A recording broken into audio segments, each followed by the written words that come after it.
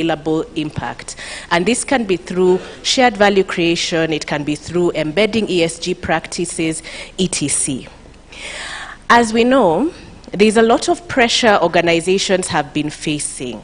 Okay, I think the COVID-19 pandemic has shown us that really short-term thinking about business is not resilient. We have to really think about more than just a shareholder-driven approach, but really think about how we take care of different sets of stakeholders. That's really what builds our ability to exist now and into the future. Just to bring it back home a bit, because we're in Kenya, but I know online, and welcome to the audience joining in from all across Africa, thank you. I'd just like to bring it home a little bit because we are in Kenya and the forum is happening for the first time in the business school in person. We know that the Nairobi Securities Exchange has issued ESG guidance for our listed companies. At the same time, the central bank has also issued guidance on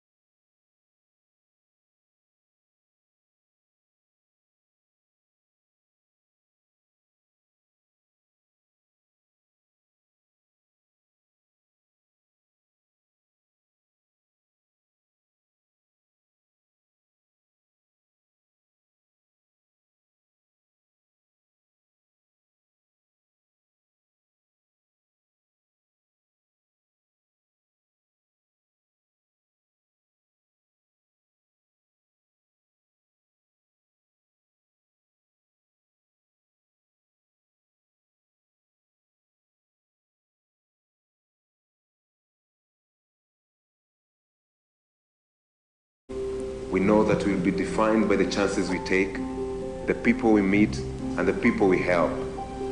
We believe the work we do matters.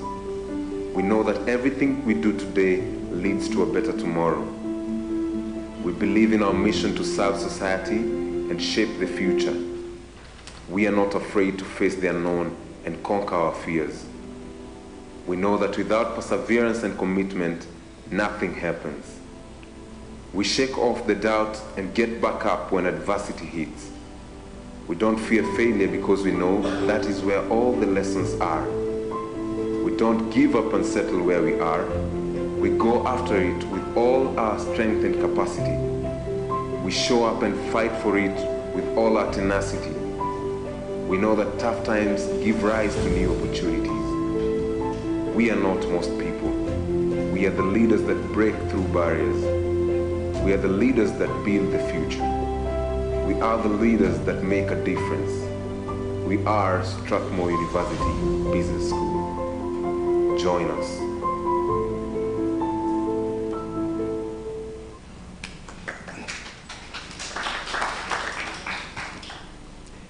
Thank you very much, Mombi. I think the little video has tried to share a little bit of who we are.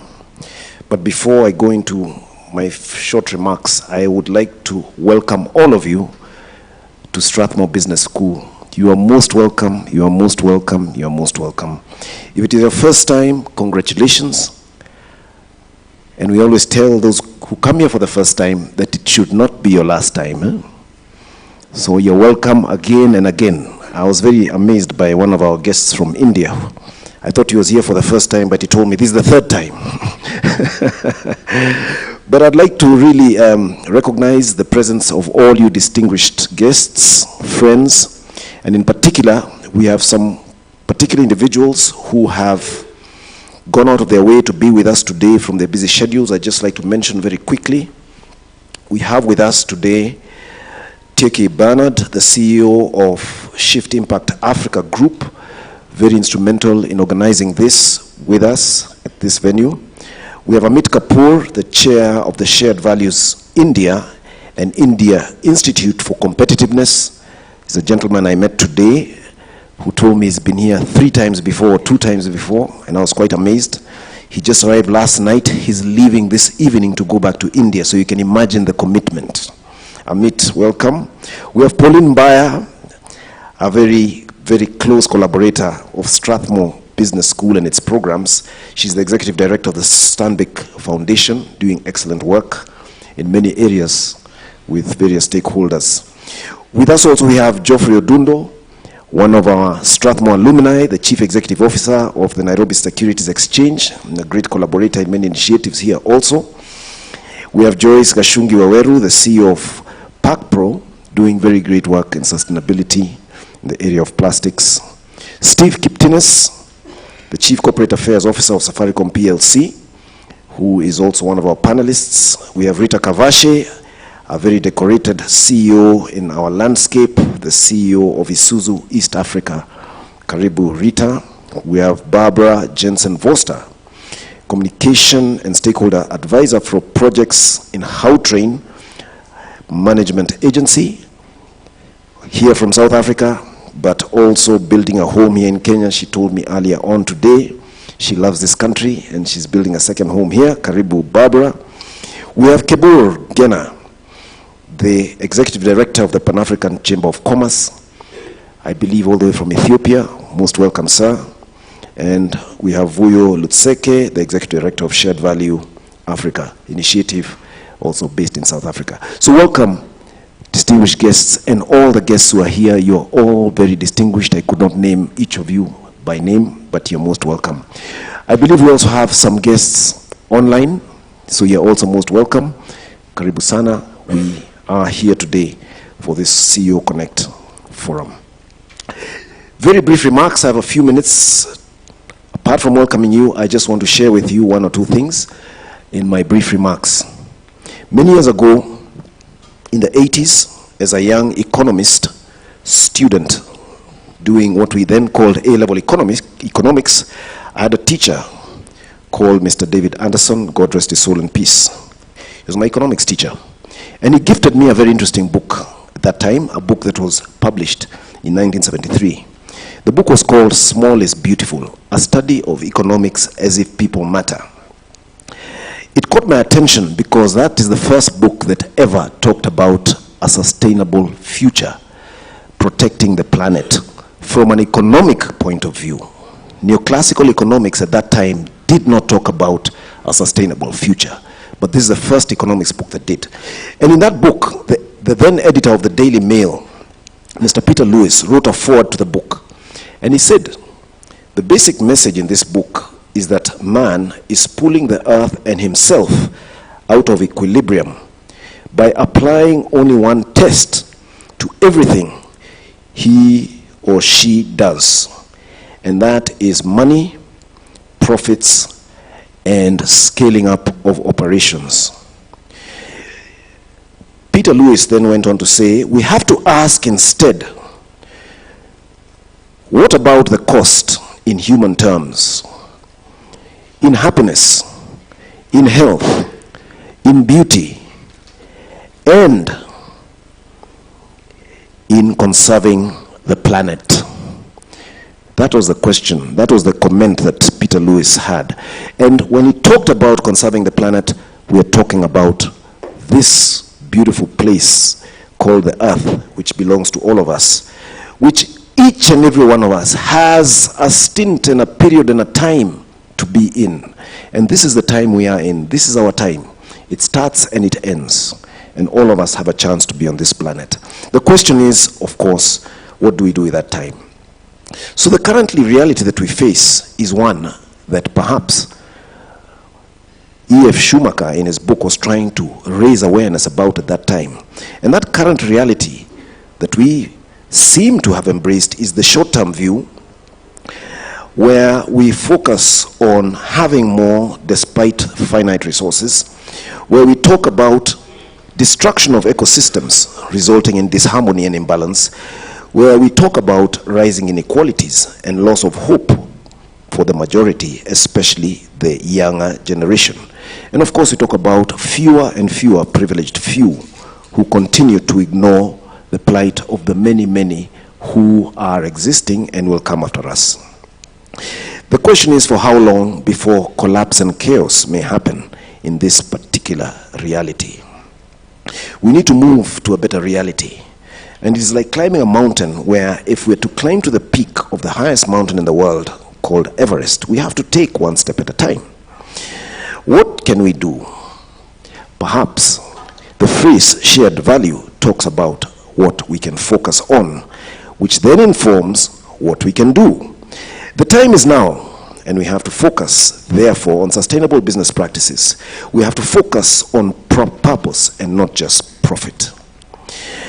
The late G.K. Chesterton actually made a very interesting statement in his autobiography, where he stated that the aim of life is appreciation. It is much less what a person can buy or have that matters than what he can appreciate that makes him or her a humanly rich person. I suspect in this room we are here because we appreciate the need for a better present and an even better future for future generations. In other words, a better world. We appreciate. And because we appreciate, we are humanly rich. We understand we are custodians, and we are custodians for future generations. As was mentioned by Charles Handy, another great writer, a leader needs a purpose beyond himself or herself to make the best of himself. This purpose is what we are here for today. And through this purpose, we will make the best of ourselves. Who shall do this? Of course, it is you and me, doing what we can, where we can, when we can. Wangari Maathai called this the hummingbird approach, where you can do a little where you are, when you can, whenever you can. In the time we have in history, I believe I want to emphasize this is our time. We are the privileged ones who realize that this agenda is important, and we therefore need to ensure that we are able to sell this agenda, to paint this agenda, to show others this agenda is important. With the leaders we have here, we are counting on you to carry on this mission in the time that we have. Ladies and gentlemen, thank you very much. Have a wonderful CEO Connect. I look forward to the deliberations. God bless you.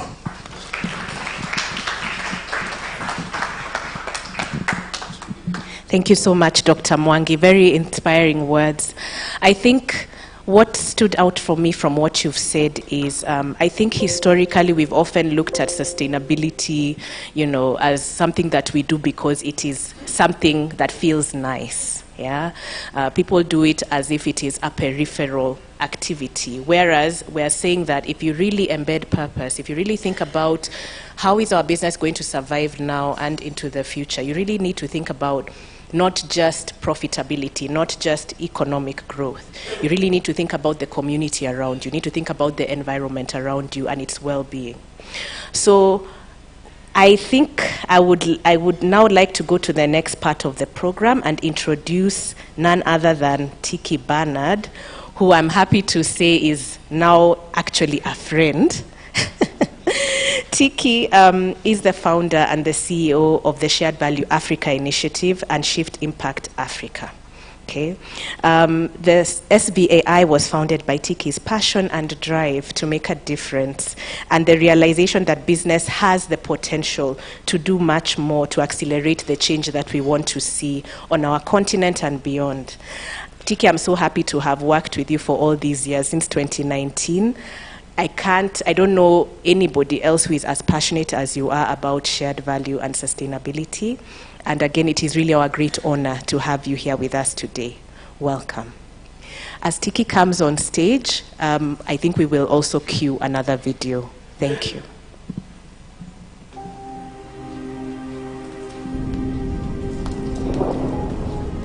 What is it about Africa? Some see struggle. We see opportunity. This is where we thrive. Africa is a land of contrasts. Hundreds of millions of our people live without access to clean water and electricity. Yet we have more entrepreneurs than any other continent, and by 2050, half of the world's youth will be African. Africa's been busy. We're urbanizing, embracing technology. We're sprinting forward with some of the fastest growing economies in the world. It's time for African-driven solutions to African problems. It's time to seize the moment and create our own narrative to build the Africa we want. Business has the power to bring about change at scale and make money doing so. The shared value business model reconnects business success with social progress. Shared value is also about partnerships, building business networks that create inclusive growth. The power of collaboration should never be underestimated. If we can bring together businesses and communities from across Africa with a shared purpose, we can build economic value and, most importantly, value for society. It's time for Africa to become the economic powerhouse of the future. Become part of Africa's most powerful shared value business network. Join the Shared Value Africa initiative today.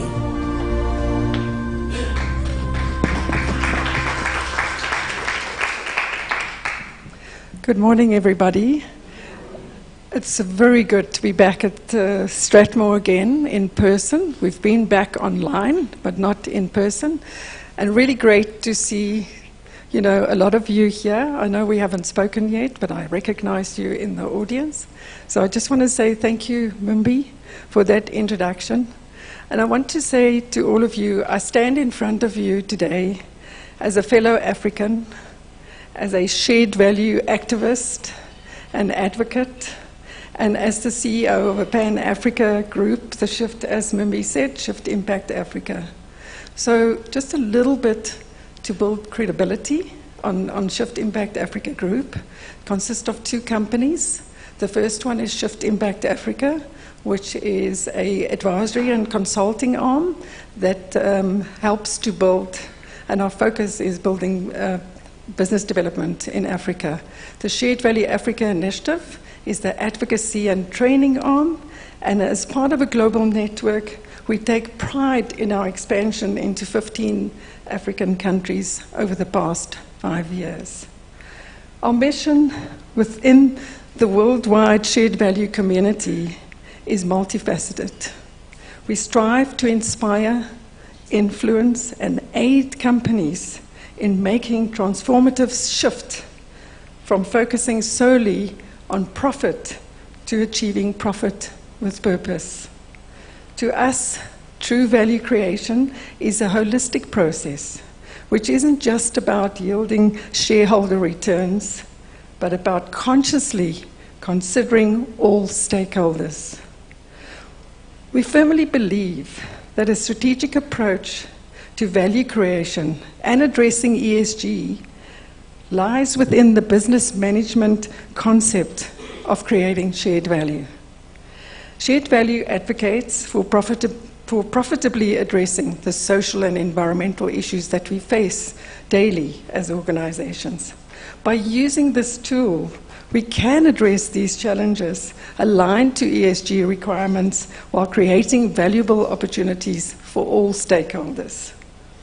The principles and disciplines of shared value is about creating value for all, and as per the SDGs, to ensure that we leave no one behind.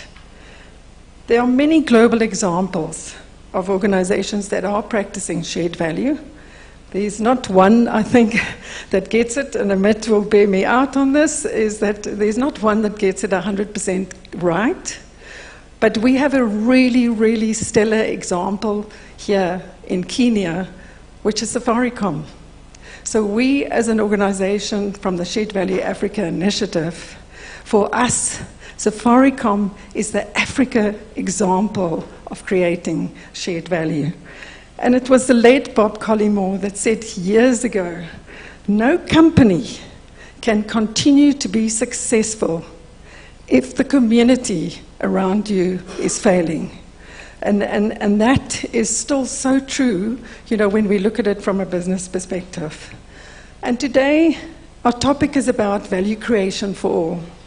Without that, we cannot build a sustainable future. The value that a company creates for its shareholders is inextricably linked to civil society, to the civil society in which we operate, the human capital we employ, the environmental resources it uses and deploy. So we cannot separate that because it's in profit and purpose is inextricably linked. It is imperative for companies to look at how they manage the relationships and the dependencies between human capital, environmental capital, and social capital. And some, or maybe all of these, may be material for the sustainability of an organization.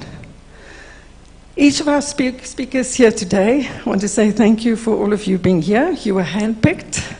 So I personally hope that the conversation and thought leadership shared here today will make us all revisit our value creation as organizations, and as we as a collective have the responsibility, but also the opportunity to build the global future right here on the Africa continent. And let's go and do it, Caesar. So I want to say thank you again to all of you for making the time, and Mimi, back to you. Thank you.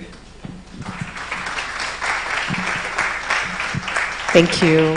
Thank you so much, Tiki. I will always be inspired every time you speak.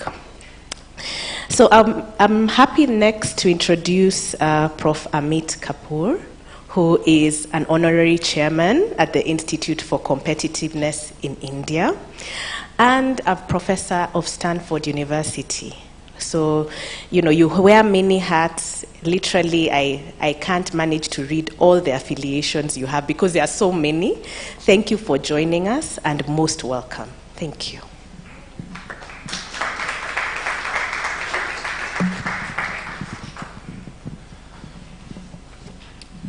Good morning, all of you. It's a pleasure to be here, and thanks, Tiki, for handpicking me to speak at the event. That's exactly what you said.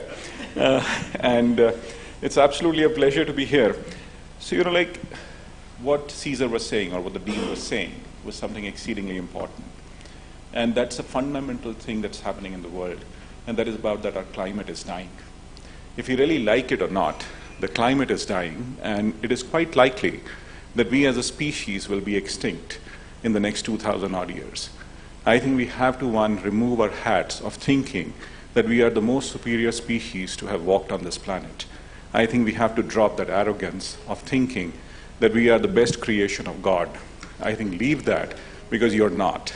You are just one person or one entity who is in a transition in this planet or on this planet. It has a history of many billion years. It has a history of 13 billion years. And as Caesar was saying, you're here just for about a blip of time. You are just here for about 70 odd years or 80 odd years, and you will be gone. If you don't really take care of the planet, it is going to be a fairly catastrophic moment for your kids. They are going to have a hard time.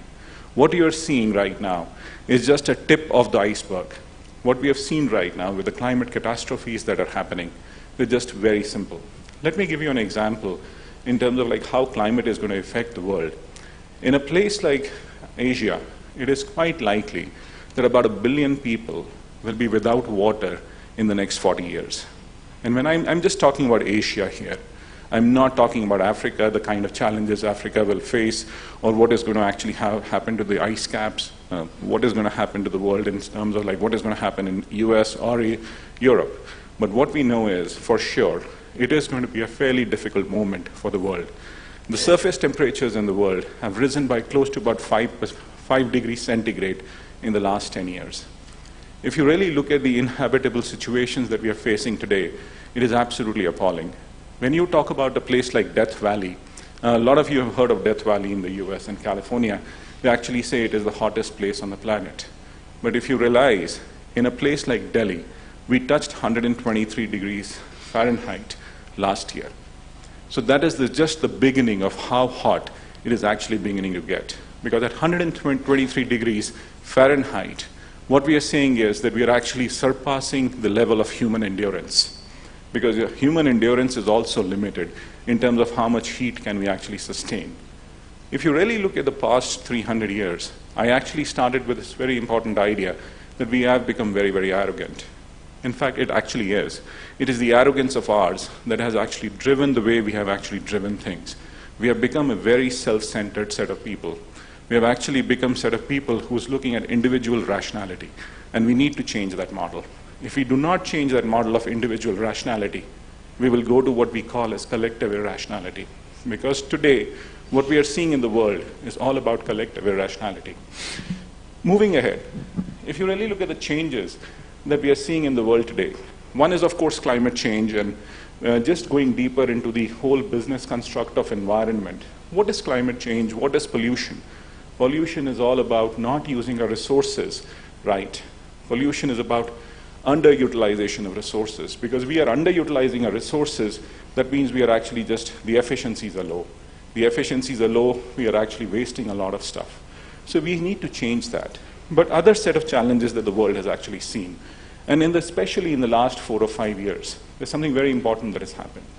One is, of course, what you call as COVID. COVID is something which has touched each one of us. I don't think there is any family in the world which has not got affected by COVID, by some way or the other. And COVID is something that exposes what is wrong with the world today. And it also gives us huge positives in terms of what is right with the world today. COVID is a very interesting example of how spread of disease can happen, how it can actually happen in a fizzy. The world was actually under the turmoil in less than 3 months. At the Wuhan thing, when the first case was found, to when it was actually across in every country in the world, it was just about 90 days. It was everywhere.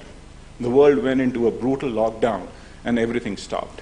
But of course, there's a great example of pharmaceutical companies in terms of how they created a worldwide association to really create something what you call as a vaccine.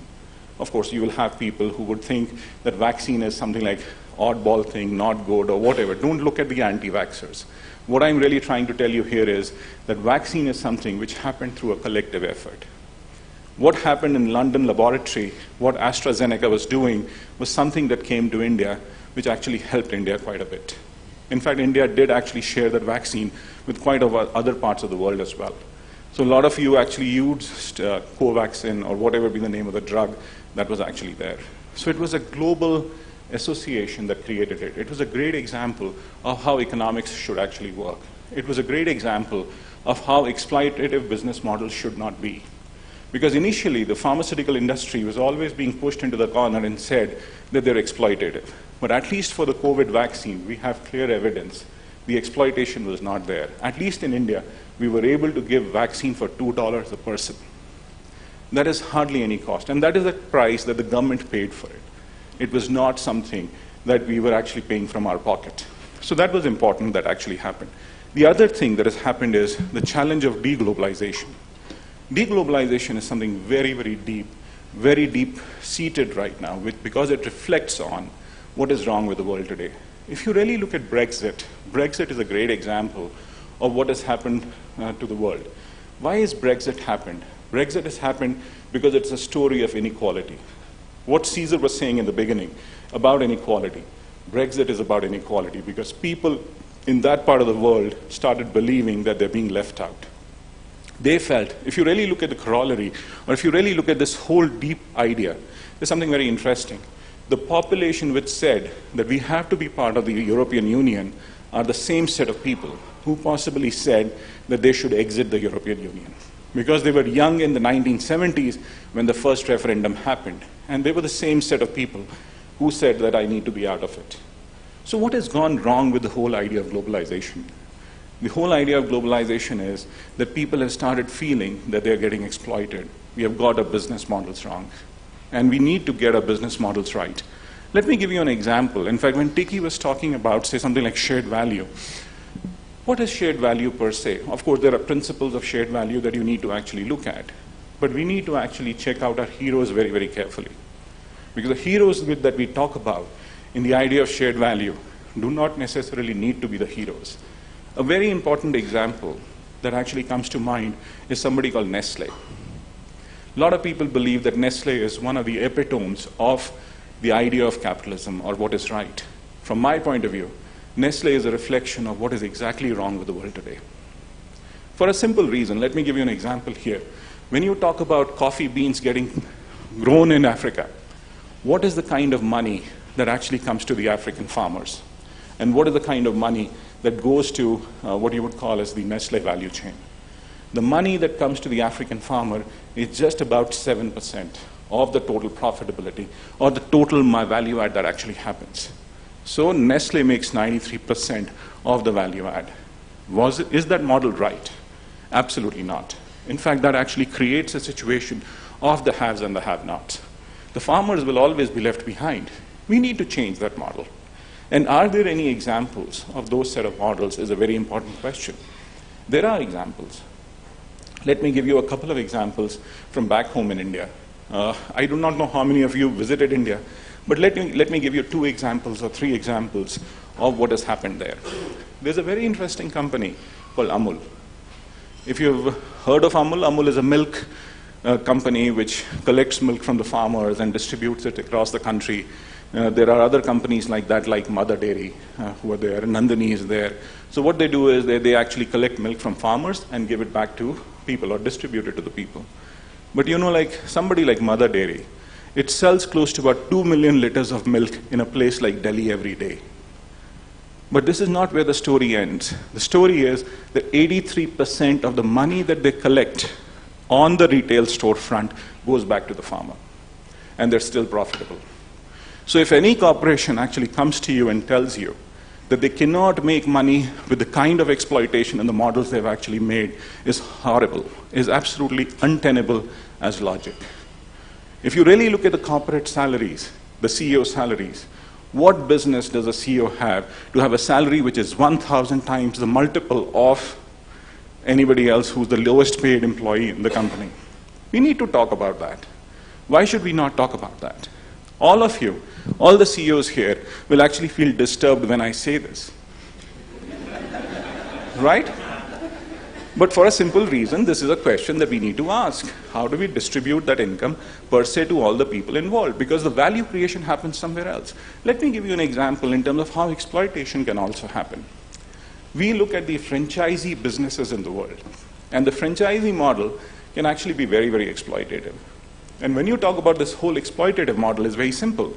A typical franchisee store who actually does, say, business worth $100 million in a year, his total income will not be more than 2.5% of the turnover. And I'm giving you about an example of a jewelry business. If that profitability is 2.5% at 100 million, his income is actually lesser than the CEO's salary. The person who creates the business on the ground, who actually goes out, employs about 100 people in a store, makes money less than the CEO. I have a question whether this is the right model or not. At least I can give you an example. At least in India, we are working on creating a policy. I'm actually writing that policy wherein we'll make sure that the profitability at the franchisee store level has to be maintained. Because the regulator will have to come through, because if you really say businesses are actually going to do it themselves, I've lost faith in them. Because businesses will not understand. Businesses are very short-sighted. Businesses don't talk long-term in many, many cases, 90% of the cases. I'm not saying that all businesses are bad. There are businesses which are good. There are businesses which look at long-term, but they have to look deeper. Another set of things. If you really look at another example, which I would like to share, and this takes us to a very important factor, and that is who are the players or who are the people who can actually create an impact? Is it just going to be the corporate sector? No. There are two other people or two other stakeholders who become exceedingly important in making a difference. Those two stakeholders are, one are the government and the other one are the not-for-profits. A lot of people underestimate the importance of these two enterprises or these two people. An example of how a government created a business model is something very interesting.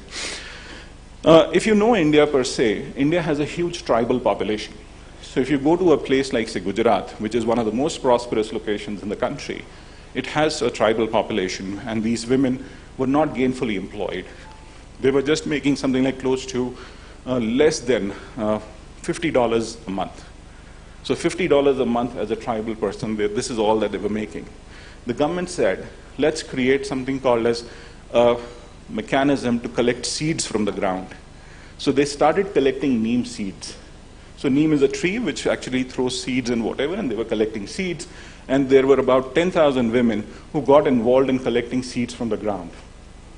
On an average, today a person or a woman makes something like close to about 80,000 rupees, that is $1,000 a year, to something like close to about $2,500 just by collecting seeds. And what do you do with the seeds? You started making oil, you started making soap, and those set of things. So you created a self-help group mechanism to actually do it. Can you actually create a model wherein I actually create tourism locations? One of the most important things in shared value is to actually create those tourism locations. Tourism is one of the most important. When you talk about Safaricom, that is exactly that. So how do you actually look at creating networks through telecom, through tourism, or whatever? So those are the set of things that we need to look at. Tourism as a multiplier is amazing. In fact, there was an interesting example in a place called Kevadia. You created a statue, close to about 100,000 people come to that, looking at that statue every day. It creates a multiplier for the local community. So how do I involve the community is the important issue. So when you talk about shared value, there are three principles that you would actually talk about. And those three principles are that we are going to reconceive a product or things. So how do you reconceive your products? How do you actually reconceive the solutions is an important thing. How do you involve the community is one of the most important factors that we need to actually look at. Involving the community is a very critical issue. And the not-for-profits under the sun actually do something very important. Because not-for-profits are some people who would actually fund some of these enterprises and say that as to how the world goes around. How many businesses are effectively, in fact today businesses have to be forced to invest in societal ideas.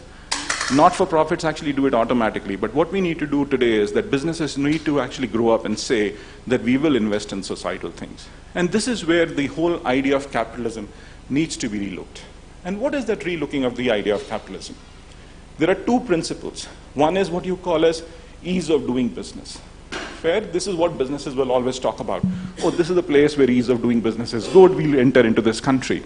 But the second thing is that what do you do for improving the lives of the citizens is an important critical factor. Businesses will have to get involved in improving the life of the citizens. And how do they do that?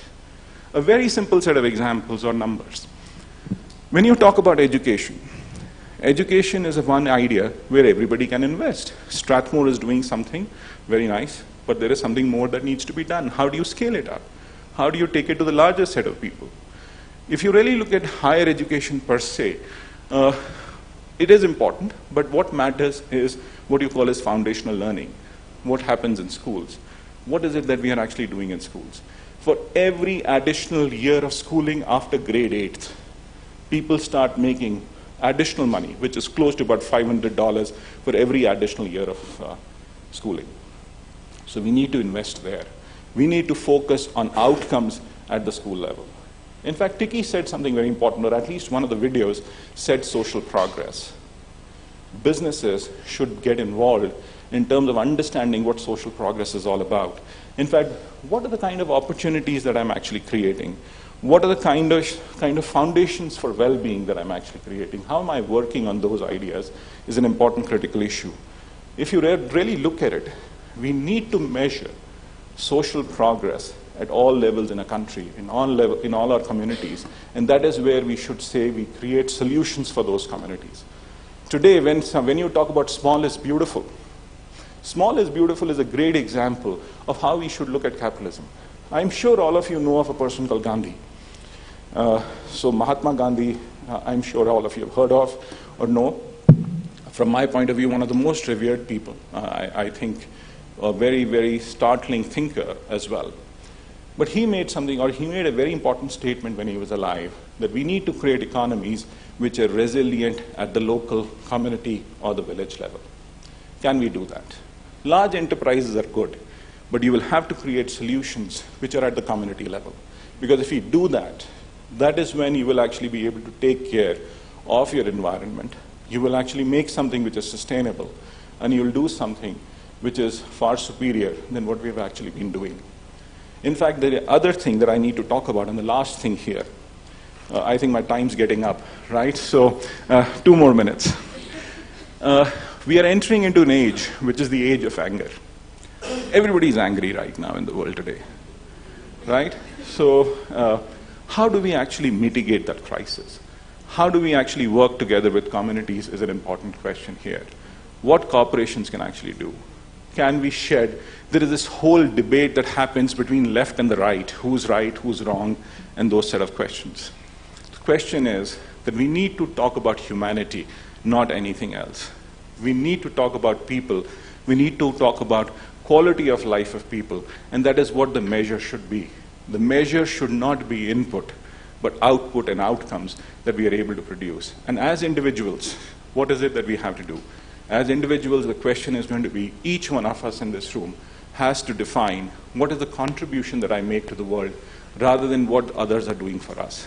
Because if each one of us learns how to make a contribution, the world will actually be a better place and a happier place. Thank you.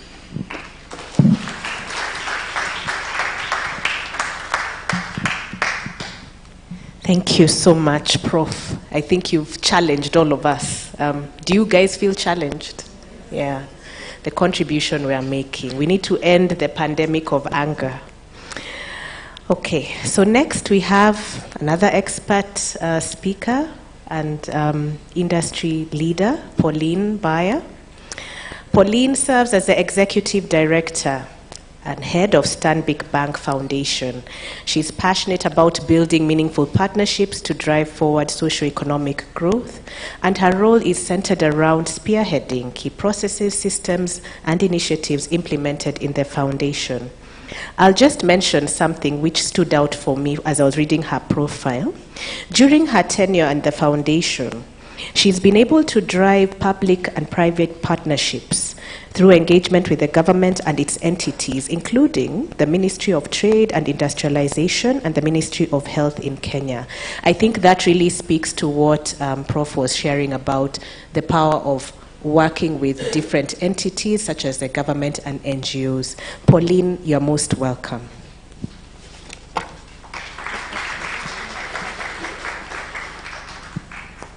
It's very hard to speak after Prof, but I hope I'll do some justice.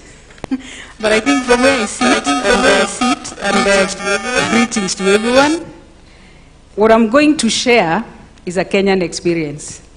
And I'll try and tie it to Prof's comments and what he has said. And I'll start with a trivia. One of the things Prof has said is that tourism is a connector, isn't it? How many of you know how many people participated in the Nairobi second edition of the City Marathon? How many? How many can guess how many people participated?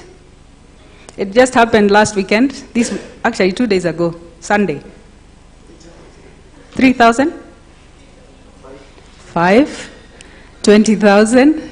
How many Kenyans in this room are runners? Let's see your hands. So over 9,000 people participated in the second edition of Nairobi City Marathon. How many people know how many countries were represented? I'm talking to the issue of tourism and the connection of tourism and something we had a lot of objection about, the expressway. An expressway that is now bringing Kenyans of foreigners coming into Kenya, less than 20 minutes. Teki, how long did it take you? 15 minutes to get from the hotel to the airport. Yeah? It took me 45, but that's But the long and short of it, and the power of the trivia, therein sits shared value. So Stanbic, and I'll say who I am, but Stanbic was started over 100 years ago Standard Bank Group owns Stanbic, started over 160 years ago. We are one of the financial institutions that financed the construction of the Nairobi Expressway. To most people, there was a lot of objection. To most people, it was a short-term view. It is taking tax collectors' money. We don't want more debt. And what happened? We are all in praise of the expressway. The expressway, as it is, as an entity, has brought together Kenyans in ways we never thought possible. What is this doing? This is shared value in practice. To a financial institution, we may just have seen it as another transaction. To the Nairobi City County, this is just another road. To Kenyans who own 3.5 million Kenya shillings, nobody would have thought that a road can connect somebody from Uasin Gishu to 3.5 million Kenya shillings. So what am I saying here? We need to start seeing opportunities where they are not seen. I believe Kenya has been living the shared value route. I believe it's a journey we are leading, but we need to see it as such. There are very many opportunities that we have that if we look at them with the lens of what's in it for everyone, we will see the shared value. I think my topic was very brief. Look at the responsibility as leadership to create value for all. I will not repeat what Professor has said. I actually am just giving examples here. And all in the shared value collective means if you're working with private sector, you need to speak about your purpose and how your purpose ties into your execution. How are you supporting your customers? How are you supporting your shareholders? How are you supporting your consumers, employees, government, as Prof has said, and the environment? Because a lot has been said about the environment, I'll choose to touch on what corporates are doing and give an example of one of our own. I will talk about Microsoft, who's one of the largest tech companies in the world. Microsoft is a supplier to almost all companies in the world in terms of we all use the Microsoft operating system. During COVID, Microsoft partnered with our institution to bring in digital skills into the continent. We looked at Microsoft beyond a supplier, and we saw Microsoft as a partner, as a shared partner who would help us drive the narrative. What have we done? We went beyond just partnering with Microsoft and said, how does this work for the Kenyan community? And what did we do? Through the partnership with Microsoft, we've been able to reach over 150,000 youth, provide skills. Some of these youth are now coding, earning $4,000. I'm just giving you examples of how shared value is in practice and how it is showing up. We have students from Nakuru, fourth-year students, sitting, coding for companies in Australia, earning $4,000. With Strathmore, we have a partnership where we are training a couple of youth, just learning from that experience, on how they can position themselves to be tech entrepreneurs and provide services to the world. So from a shared point of view and a shared value, we see a lot in what leveraging the power of corporates can do to protect the community. I think for me, the other thing I can give, and we did see this in action during COVID, and again here I will speak to the partnerships with government. I think Prof has mentioned this. I think when COVID came to Kenya, we all shut down. There's not much we could do. But what did we see? We saw the power of the corporate sector, and I'm sure Isuzu can speak to this, of coming together to support the Kenya government, do what we could not do, which was reach the common person in terms of COVID response. A fund was set up. That fund supported, one, the purchase of vaccines, the purchase of ventilators. From where we sit as an institution, we partnered with some of our corporate and investment banking clients. We managed to import ventilators from China.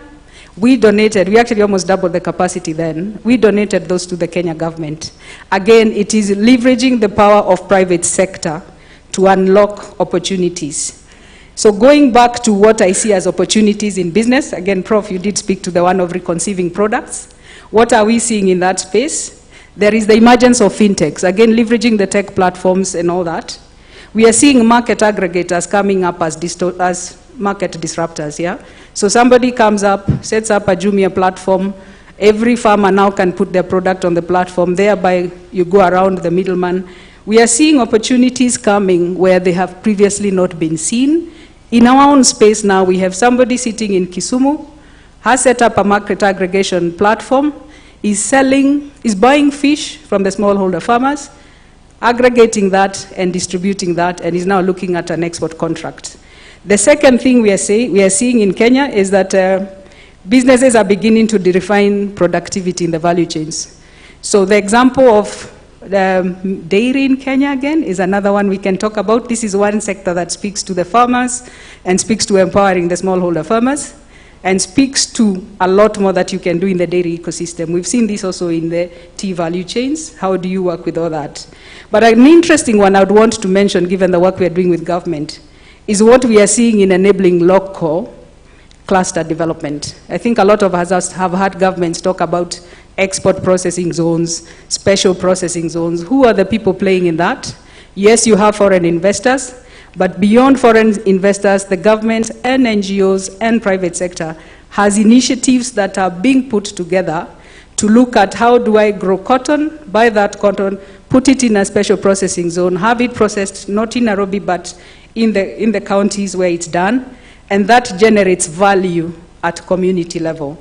So from where we sit, what do we see in terms of strategy, in terms of the whole shared value discussion, is that private sector has a role to play. There is a lot. We just need to reimagine where the diamonds are sitting. I mean, the Moja Express is just one. Success does not come from an institution. So it is a road, but it's benefiting the rural communities. It's an initiative that is benefiting the rural communities. Again, what we are saying is that to be integral in the whole value creation journey, we are a believer in partnerships. It is the whole thing Teki loves calling the power of the collective. And there is an African saying that goes like this: if you want to go fast, go alone. And if you want to go far, go together. So let's work together to empower the people at the base of the pyramid. That is where the opportunity sits. Let's look for the diamonds where the diamonds are unseen. Let's look for the rough diamonds. I think that's always my buzzword. The success of the person who won the marathon has catalyzed athletes from that sub-county that they want to be the future runners. Now that the government has decided to give an award for every marathon winner, we have attracted, I asked the question, how many businesses came for, how many countries were represented? I did see the Ugandan flag. There was a whole contingent just to come and run on the Nairobi Expressway. Tourism is a connector. So with those few remarks, I will end it there and just hope that the few examples I've shared can be examples that we can all emulate. But it is happening already. Shared values in practice in Kenya. Thank you. Thank you so much, Pauline. I think also what's very interesting is to see how foundations can also drive shared value forward and how you can create new markets. So now we're going to move to the second part of the program, which is a panel discussion, which I will moderate. So as I will introduce the speakers, and as I introduce them, please come forward and take a seat on stage. So we will start first with Joyce Gashugi Waweru, who is a shared value executive with 17 years of work experience gained from working from diverse institutions across Africa and the USA.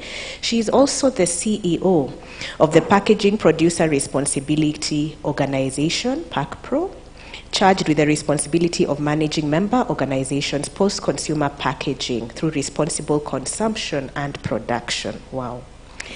Next, we have Stephen Kiptines, who is responsible for Safaricom's reputation management, public policy, legal and regulatory affairs.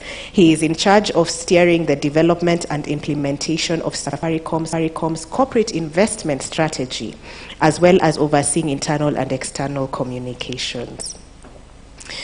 Then we have Rita Kavashe. As we were talking earlier, she also wears several hats. She is the managing director of Isuzu East Africa, formerly General Motors East Africa, which is the largest motor vehicle assembler in the region, selling a wide range of vehicles. We also have none other than Geoffrey Odundo, who is the CEO of the Nairobi Securities Exchange. He has over 30 years of work experience in financial markets across banking, corporate finance, asset management, securities trading, and market infrastructure management.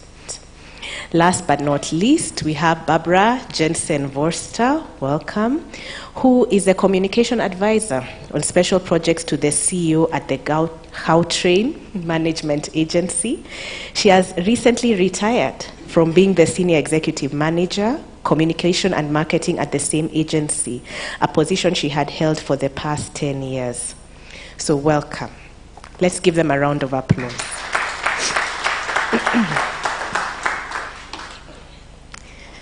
Okay, so I think as we start, it would be good to get some opening remarks from each of you, perhaps starting from you, just in line with the theme, value creation for all, a business imperative for sustainability.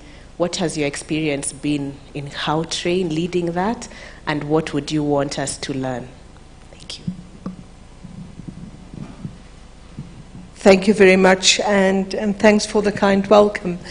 Gautrain is a unique animal in the sense of shared value, in the sense that shared value is in our DNA. Gautrain is a public-private partnership, so it is written into our concession agreement. We were, and I'm not sure whether we still are, the largest concession public-private partnership, and Standard Bank was one of our lenders. So on the African continent. I represent the Gauteng provincial government. Which was the public sector part of the concession agreement, and we had a public-private company.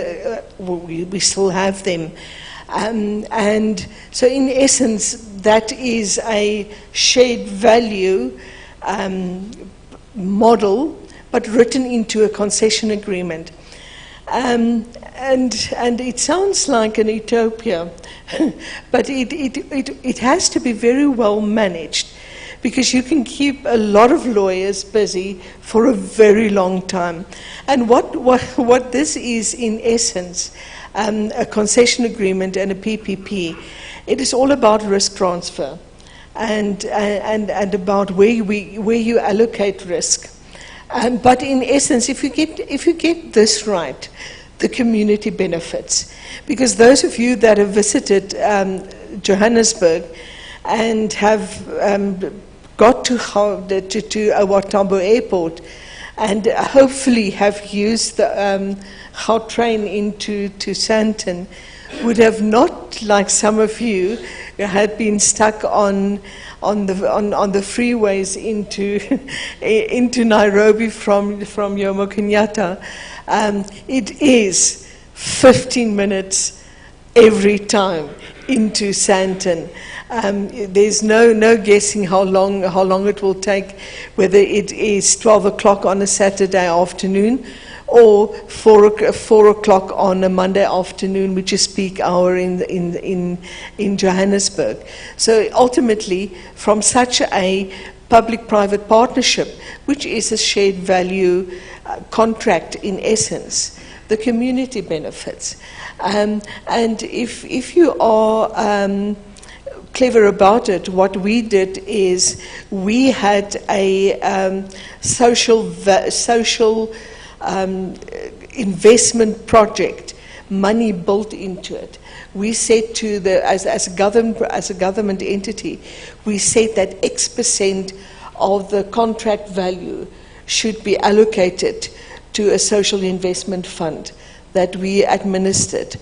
Which is shared value in essence, you know. So, and we started working with Tiki when she started shared value, the shared value initiative from very early on. And I always say, you know, shared value, and the Americans started talking about it very early in an academic sense. Shared value in essence is very African. That's the way we live. We are African. We live by being. We in South Africa have a saying, Ubuntu. We can only be ourselves by being with other people, and that is shared value. You know, we can only prosper if our neighbors prosper, and that is shared value, and that is how we've also been creating value in Gautrain through our shared value projects, the way it is. Thank you, Barbara. Over to you, Geoffrey. Thank you. So I'm from the Nairobi Securities Exchange. We are the financial markets infrastructure in Kenya, outside the banking sector. We basically provide a platform, or rather platforms, for trading of financial securities.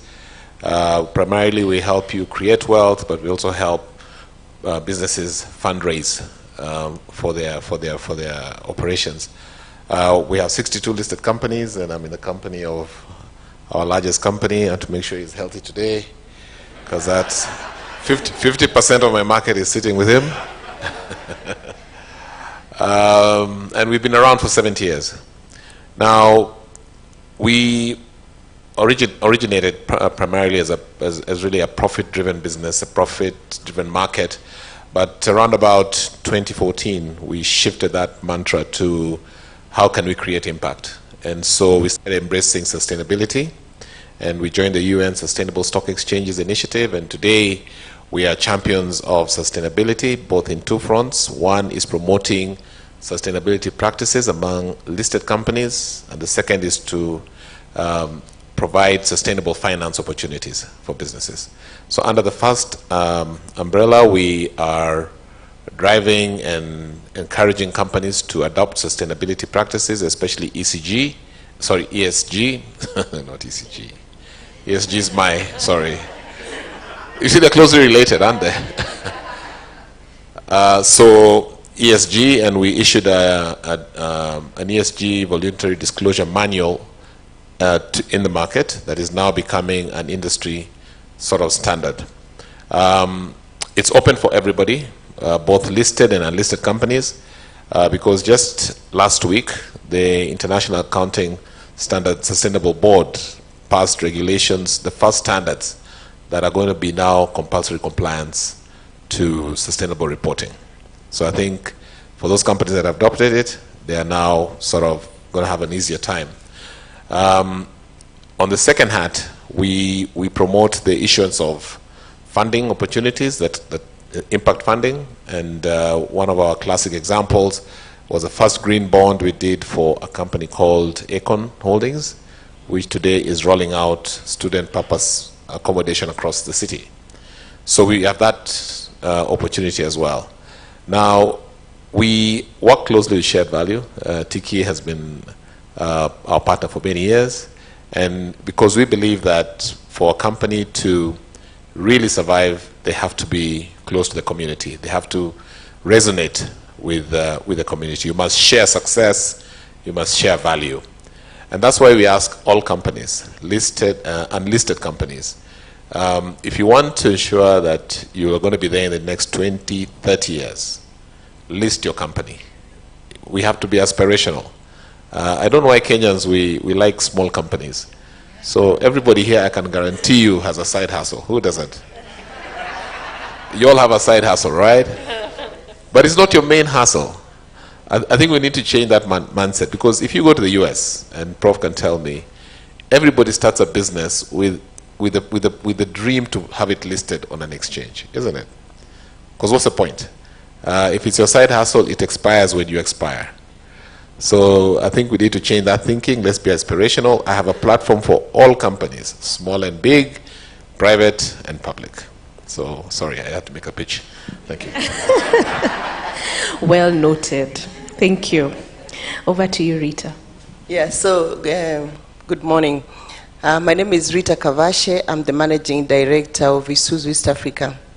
Isuzu East Africa is in the business of manufacturing, distributing, and supporting vehicles in Kenya. So we have our assembly plant in the industrial area.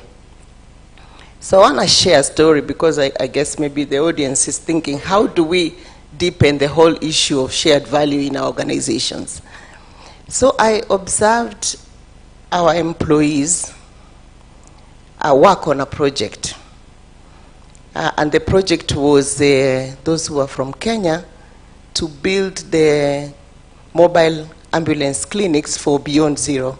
You know, you're familiar with Beyond Zero. So I observed my colleagues, the level of passion, the level of commitment. So I asked the project team, how come you are working on this program in so much love, in so much passion? And the members said, because we connect with it. We see the importance of this project in improving maternal health care. That actually this particular product will reach many communities that do not have, for instance, hospitals and clinics in Mandera and Lokichogyo and all these corners. So it got me thinking that actually our employees are looking for something deeper than the pay they take home at the end of the month. And I started to engage in a conversation internally. Our organization is known to do community work, but the way these individuals worked on that project told me there's need for our organization to create the right structures so that we can get the best out of our employees. So we looked at our own purpose statement, and we've talked about purpose today, and said, does it really communicate the aspirations of our own employees? We realized that we needed to tweak it a little bit so that we can bring in the whole issue of shared values in terms of providing solutions. We are not in the business of only making great trucks and selling them. Our employees are looking for something much deeper, something that they can connect with. So we changed our purpose statement, and we incorporated sustainability in our strategy. So we have our MTP where sustainability is a key pillar. We resourced it appropriately so that we can really be able to create the structures that are needed to be able to even in future measure the impact of what we are doing. So after that, then we allowed our employees to participate, because we knew that the ones who were going to drive, and already they had shown indication that they are looking for more purposeful work, not just miniature, so to speak, work. So we engaged them in designing what is it that they want to do, but they have to give their hours, they have to give their personal time, they have to connect with the environment themselves. You can get people to run projects and programs for you, but that does not really speak to you as an individual in terms of your personal contributions. So we created systems where our employees can actually go to the communities. They choose projects of their own, and we give them resources to be able to execute programs of interest, whether it is their own well-being, whether it is working with communities, whether it's creating mentorship programs, whatever project. And we they give hours. So every employee must give hours, personal time, to go to the community and provide that support and service. And that way we found that the entire organization is so much driven in supporting us execute the projects and the programs that we have in place. So just in case you're thinking on how do you take this to your organization, this is how we observed, we saw the need, we created the system and the structures that are going to support us, and we involved our employees to be part of that new organization that is more concerned about impact and sharing our resources to impact society. Thank you. Thank you very much, Rita. An interesting approach that it came, also from the employees, bottom up, but then you being aware of the need from a leadership perspective. Let's go to Steve. Perhaps you can share your remarks on the theme. Okay. Thank you, and good morning, everyone. It's interesting listening to Dr. Kapoor earlier about the conversation about CEO pay. And I'm happy to report I'm not the CEO here this morning. But why that's relevant is because Safaricom is one of those companies that has in the past tried to have that conversation. And it's, I think, quite apt that we're having this today, Tiki, which is an anniversary, around about the anniversary of Bob's death. And Bob was one of those CEOs for whom purpose was lived, not just in the company, but in his personal life. So certainly uncomfortable conversations to have in the context of finding that purpose and shared value. One more thing before I go into my remarks, and I hope you're not counting this out of my time, but I was going to ask, how come the shared value on the How train doesn't allow us to have a drink or a meal on the How train? So the shared value is not quite there, but anyway, let me move on. But I'm also hoping my Securities Exchange CEO didn't have to have a heart check with his electrocardio reference. But okay, on a serious note, Safaricom obviously is the leading telco and technology company, and we're on a journey to become a telco technology company by 2025. Our value, economic value in the country is about just under 400 billion as at the end of our last financial year, which was March 2022, actually, the last year. Obviously, there's quite a bit that Safaricom has done within the context of shared value, but it starts with who we define ourselves as, and that is our purpose, so that our vision is to transform lives. And for us, transforming lives speaks to what is in our DNA way before we defined it or crystallized it in that fancy mission statement that is to transform lives. This started way back when Michael Joseph sort of was the original CEO of the company. And we transform lives by allowing people to connect to other people, to connect to opportunities, to connect to information, to knowledge, to things through the connectivity that we provide. And within that context, then, there's sort of 4 pillars in which we sort of work towards our vision. This is through shared value, through the planet or our environment, through running a responsible business, and also through our people. But the focus of today, obviously, is on shared value. So one of the things that we do in making sure that shared value gets out there, and we define, I think of shared value as taking our social problems, our social challenges, and converting those into business opportunities. So we have high unemployment, we have we have food insecurity, so insufficiency in our food, we have environmental degradation. So the thinking around innovation should be to take those social problems and convert them into business opportunities. So when we as Safaricom say we want to transform people's lives, it's not a flippant statement. We look into how can we change people's lives. And obviously, an example of how we've done that is through M-Pesa, which moved financial inclusivity in our country from a low of 25% to above 80%. And that in itself, it's no longer just a money mobile transfer business. There's a lot more that the platform is doing to share value.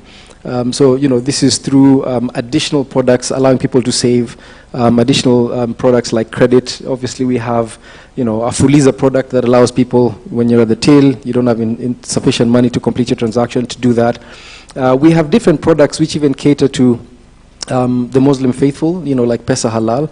So there's different innovations just around what used to be a simple money mobile transfer product that allows the company to create a platform that people can plug into in different ways. We have around about 295,000 agents across the country, over 500,000 merchants, and those are business opportunities. Those are small businesses that people are plugging in and giving them a chance to grow that side hustle, which, inshallah, can eventually go to the stock exchange and list. What he said, that, we're very conservative in our thinking.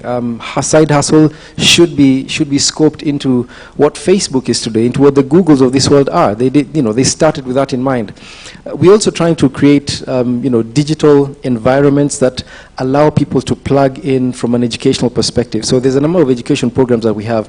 The sort of broad themes that we use are around agriculture, education, health, and economic empowerment as well. So trying to make sure that the connectivity, the platforms, the solutions that we innovate around allow us to share that value and people to plug in from an educational perspective. I think one of the most amazing, because we have health, our National Health Service, obviously is very leaky, doesn't work quite well, is we have a solution that allows children from different parts of the country to plug into a health access with doctors from Gertrude's, which is our premier children's hospital in the country.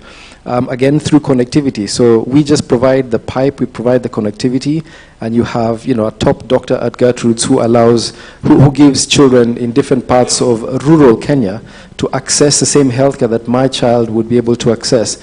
So using our connectivity to give that kind of platform, I think, is really key to ensuring that shared value is maintained. So I'll conclude by saying shared value, I suppose, is also moving away from shareholder capitalism to more stakeholder capitalism, so that you're moving way beyond just the guys who put down the original capital or the money, to ensuring that there's a much wider constituent that you can speak to and make sure that they can feel the benefit. And ultimately, the profits do come. And I do know we have a couple of questions down the line, but I'll leave it there for now. Okay. Thank you so much for demonstrating how purpose has contributed to the success of Safaricom. Last but not least, we have Joyce.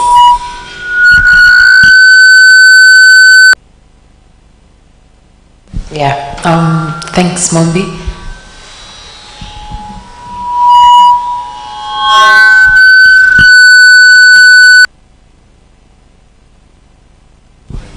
Okay, so I'm Joyce Gashugi Waweru from PACPRO.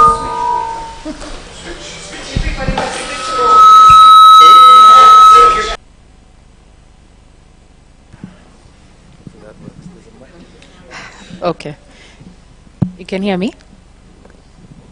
Is it? You can hear me? Okay.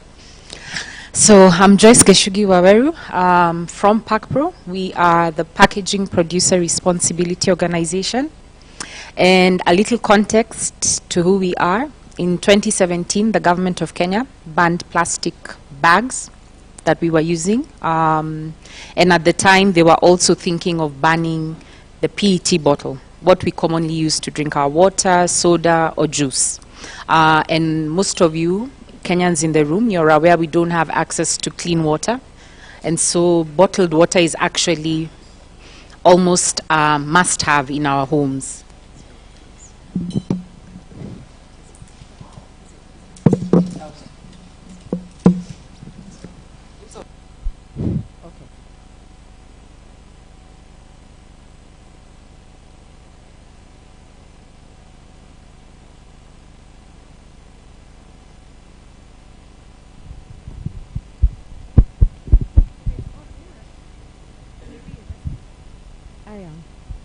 It's okay?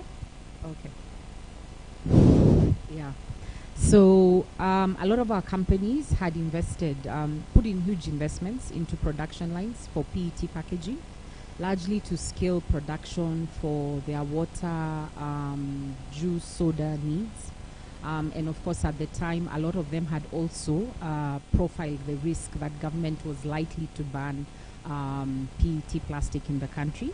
And so at the time, some of these companies, multinationals, had already come together as a collective in South Africa to form an organization by the name PETCO, which really is the PET recycling company.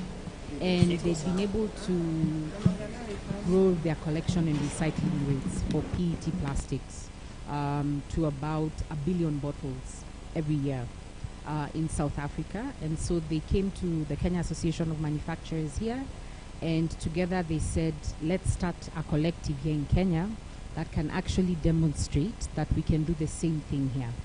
And so at the time, the Cabinet Secretary, Ministry of Environment, allowed for the formation of PETCO. And so for the last 5 years, we were operating voluntarily, which means companies were not mandated to take responsibility for their packaging.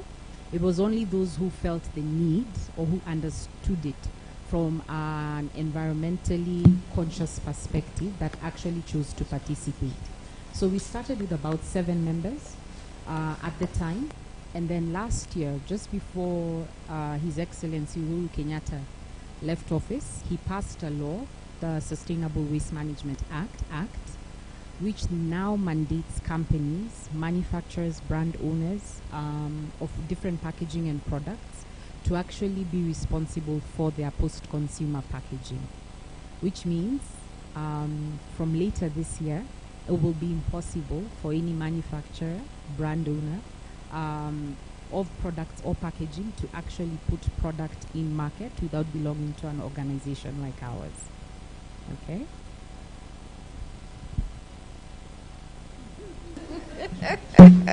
Okay.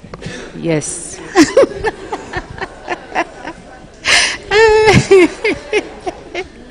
So with that in mind, our members who had now grown to about 56 felt that we needed to create a fit-for-purpose vehicle that would then accommodate different packaging materials.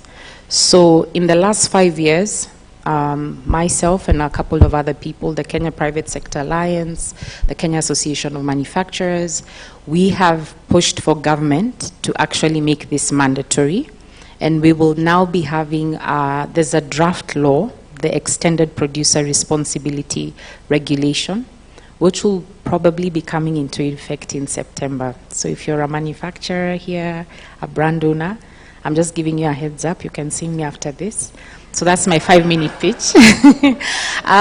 But ideally, what this has done and why a lot of people at the time felt multinationals are driving this agenda, but we actually had a lot of local players. Some of our local companies, Bidco Africa, Kenyan Kenya, you know, and Naivas Supermarkets, Quick Mart, Biofoods, Highlands, a lot of them actually are behind our success. And so at the time of us sitting together last year and now rebranding to Pack Pro, we were able to expand our portfolio, which means now we not only handle the PET plastics, but we also handle aluminium, glass, all plastic packaging, your paper, your liquid board packaging, commonly known as Tetra Pak here in Kenya, as well as anything that is non-hazardous packaging. What that has also done is it's driven up our numbers, significantly so in terms of our membership. So today we stand at about 300 members that we represent. And we expect by the time it's into effect, we'll have thousands of companies joining us. So why are we the only ones in the business? No, we do have a competitor. However, we definitely are the largest, but our success, and we're very proud to say this, has really been because we try to create shared value. Waste management, for most of you in the room, you'll attest, is really an elephant. There's a lot of waste generated in our country, and a lot of counties, because waste management is actually managed at the county level, not by the national government, is actually not prioritized. When we talk about budgeting cycles, it's actually a third, fourth priority, or it's actually seen from a service, collect, dispose kind of model. And so for us, where we sit is to try and reorient government, business, as well as the collectors, to be able to create a model that allows us to create entrepreneurs, decent jobs for the collectors at the bottom of the pyramid, who are able to recover the recyclable materials and then trade this in to recyclers who we have contracted, which basically means today in our network of over 10,000 collectors that we have been working with, and there are hundreds of thousands out there, we have been able to transfer over 250 million Kenya shillings from the hands of manufacturers and brand owners directly into the hands of these collectors. What that does is a portion of that money goes into their national health insurance fund. Some of them are putting it into NSSF models, but more importantly, they have built cooperatives, which means they are able to then aggregate money, being able to develop projects together and be able to actually better improve their livelihoods. And so for us, that has actually been the most important value we've been able to create. But more importantly for the county governments is that we have been able to shift their thinking that waste doesn't have to be collected from the household and taken to the dump sites. One of our primary purposes is to achieve net zero waste by 2035 for certain counties. And in our modeling of this is to be able to create local infrastructure in different county governments where collectors are able to take their waste. A lot of our waste today that is generated is actually dumped in rivers. Even by the people who service your homes, you will be surprised because there's no accountability. And so for us, in terms of creating shared value, is how to transfer and unlock what private sector is doing by creating products and then transferring that into both the national, county level, but then through the collectors. Wow, thank you so much. So I have questions, but I think for purposes of time, I'll open it up to the audience because I think people probably have burning questions for these speakers. So if we can have, at the back, people just taking a mic around, just raise your hand if you have a question. There are already some hands coming up. Okay. Let me first come to you, Edna.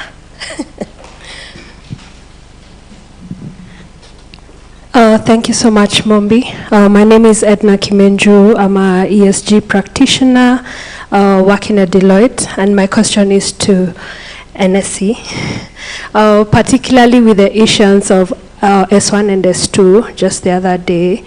Are we looking to see jurisdictional adoption? And also in line with that, with things like CSRD coming, will we get to a point where the guidance that was issued by NSC becomes mandatory? We can take one more. So that it's, there was this lady over here. Good morning, everybody. Can you hear me?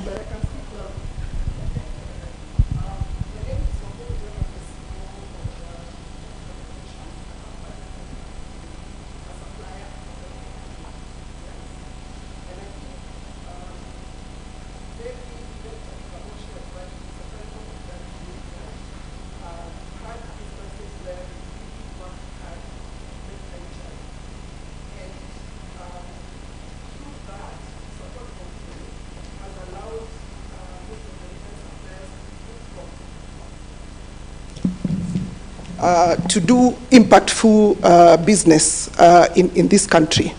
So which led us as Extra Dimensions to kind of have our own initiative called She's Extra Route for Her that actually helps women to access finance. Now, My question is, and I think one of the things that we have also done through that is to challenge banks. Banks are fantastic. We cannot do without them. We need the finance to operate. But they also, to a larger extent, especially post-COVID, have really taken people to CRB. They have sold off people's property. So one of the challenges is that they don't see beyond what they can do with the entities that are not paying. So what I did is with KCB, we collaborated with the MD, the Kenya MD, Anastasia, and she had her first session with a ministry that had owed her customers who borrow from her. And she was able to get some traction. The ministry started paying them, and they were able to pay their loans, which meant she was not taking them to CRB or selling off their properties. So there is a lot of collaboration and shared value that can be, be on the table, and I think it's just about going further. So my question is to Gordon. You know this, I have challenged you many times. Many, many times. I think every time we have a conversation with you, this is what I keep on asking you. With the position you hold, is it not possible to bring these people to a table where we can actually make it mandatory for the banks to go after the people who are not paying the people who are borrowing from them? Is it not possible?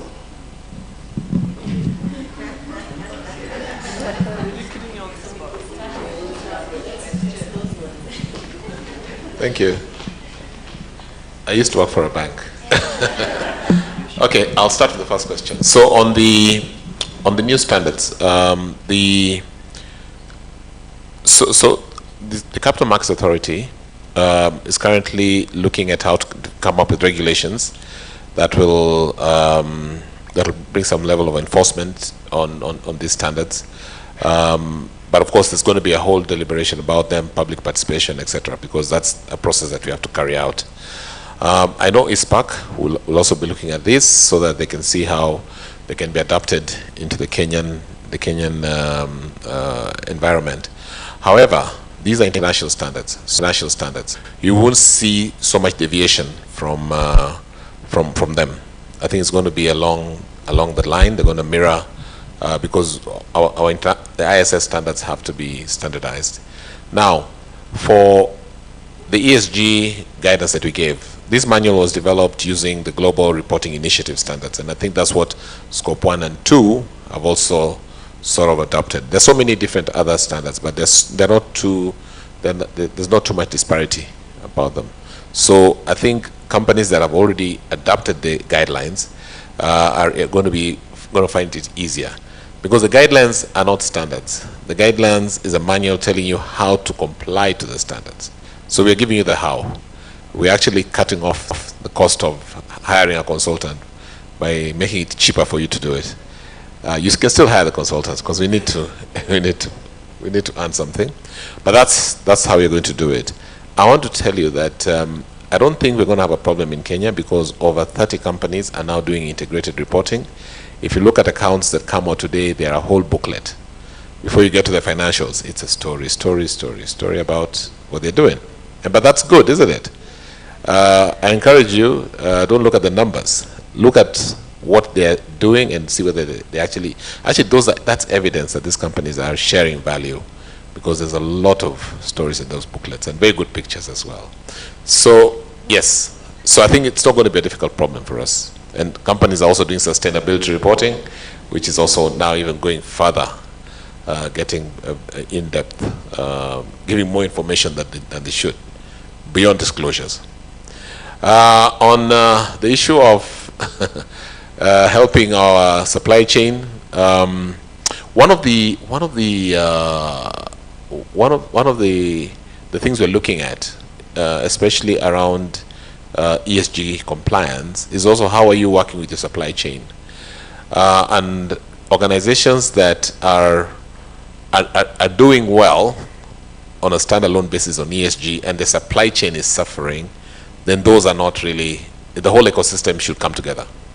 So I think for the banking sector in particular, they have to go beyond. They have to go beyond by helping the borrowers through various initiatives to be to realize their payments. I know the hugest issue has been dealing with government on issues of pending bills, but I think now that we are seeing, there seems to be some work going on. But it's a very good challenge because at the end of the day, if you owe money to a bank, the banks are losing money through NPL losses. So they're not able to, they're losing profitability because they have to make provisions for them. Anybody who owes you money, if it's a company like ourselves, for any debtors that any debts that we have to also provide what you call ECL, expected credit losses.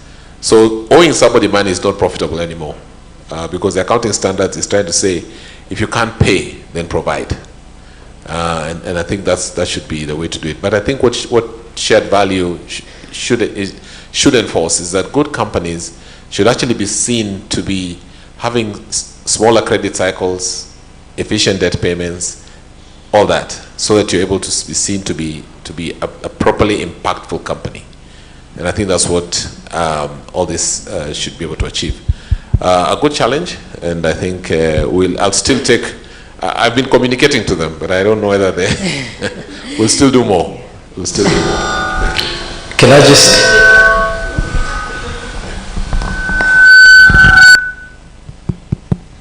I think I will use an example that we have been able to create with the school institutions, co-creating solutions with banks. Traditionally, those of my age, you contributed for the school bus in your school, and you left the school before the bus was bought. So, and you know, we were all looking forward. So what we did is to understand the cash generation cycle of the schools. When are they able to pay so that they can be able to borrow? So we went to the ministry, again, working with partnerships and collaboration to really create together a solution that was going to enable the school community to borrow and pay when they generate cash.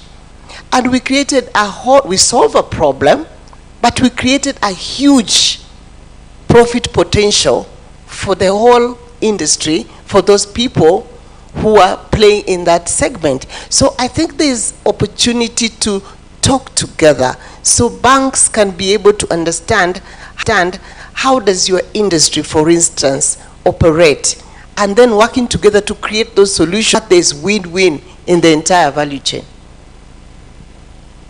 If I think you wanted to add as well. Yes, yes. It's going to add that the journey must be started of enabling the ecosystem. It is not going to be easy, certainly for us as Safaricom, making sure that we are addressing things like gender pay gaps, inequalities, human rights aspects. One of our fiber suppliers businesses is a female-owned business, and the lady who runs it trained as a journalist in school, and she used to do technology reporting. Very amazing story to how she ended up as a fiber contractor. But there's a lot of capacity building. So it really has to move from talking to enabling them. It might even require some level of affirmative action to give them a leg up. But for Safaricom, this is also very crucial that we're not going to compromise on the quality of the product, because obviously then you have a reputation to act. But giving those businesses, female-owned businesses, giving opportunity to the youth, important in order for them to build up. And this company I'm referring to is now, quite a bit in the context of fiber contracting. We are hoping a lot more women can do.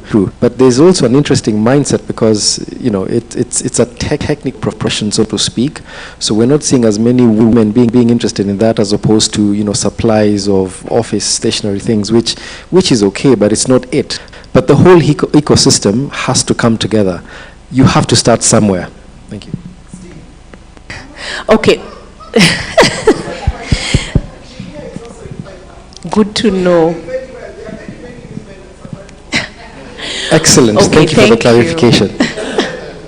I'll open it up again, one, I think, last round of questions. Maybe we can have somebody assist us with passing the mic. I will come to maybe the lady at the back first, and then we can come to Susan over here. Hello, everyone. I'm Stella Nganga. I'm the Vice President of Startup Ecosystem at Freelancing System. We work with the African Transformation Office and Microsoft to try and get the support they need. Now, my question is, we have great, amazing minds and ideas that are coming, and they have great startups. But how do we get them to look at shared value as a business model? Because one of the main issues is, one, how am I going to get my supper? Yeah? Where am I going to get my rent from? How am I going to pay for my medicine? And for them, the main thing that they just look for funding.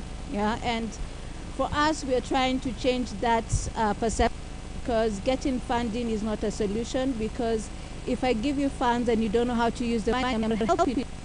So how do we get our young people to start thinking of shared value? And by this, my side hustle is IT. So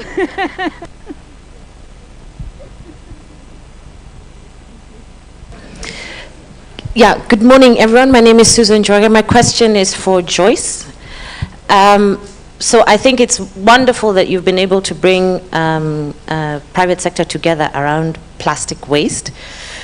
My question is actually on someone like me, the consumer, because I think that's where the complexity comes in, right? That I'm not sorting at home, and most of the plastic waste and stuff is me not doing it right, which then makes it more difficult for you. So from your perspective and the new act that's going to come into play, is there that role for the consumer? How would you engage the consumer? Because I guess we also have that shared value responsibility to manage the waste in our country.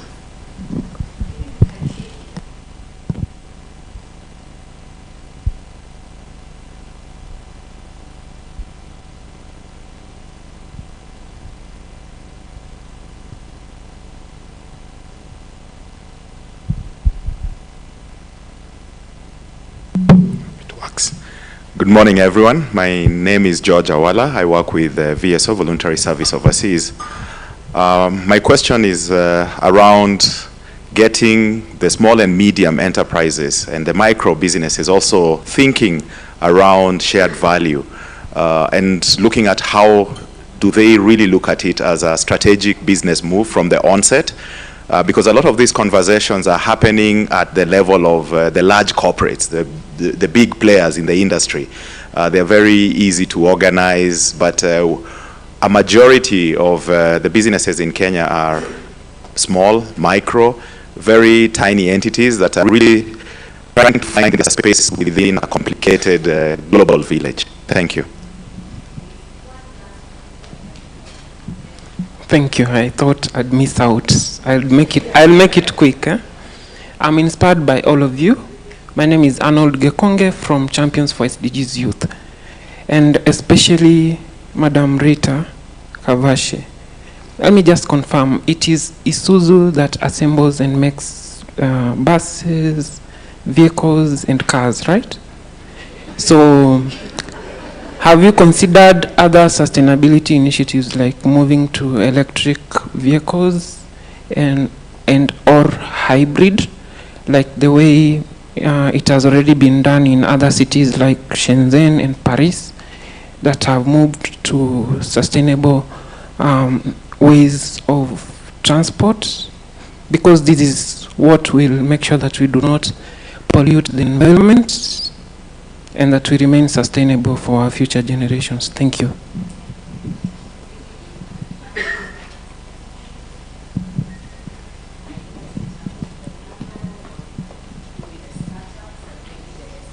How they think about sustainability and shared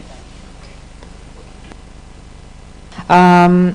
So I would like first to talk about how do MSMEs look at shared value as a strategic business model.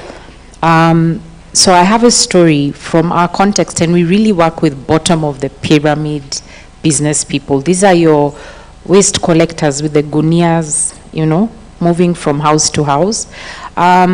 We do have an individual who started collecting waste that way. He was servicing homes.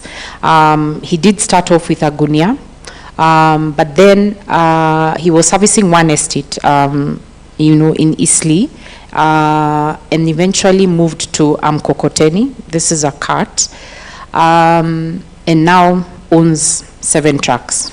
Okay.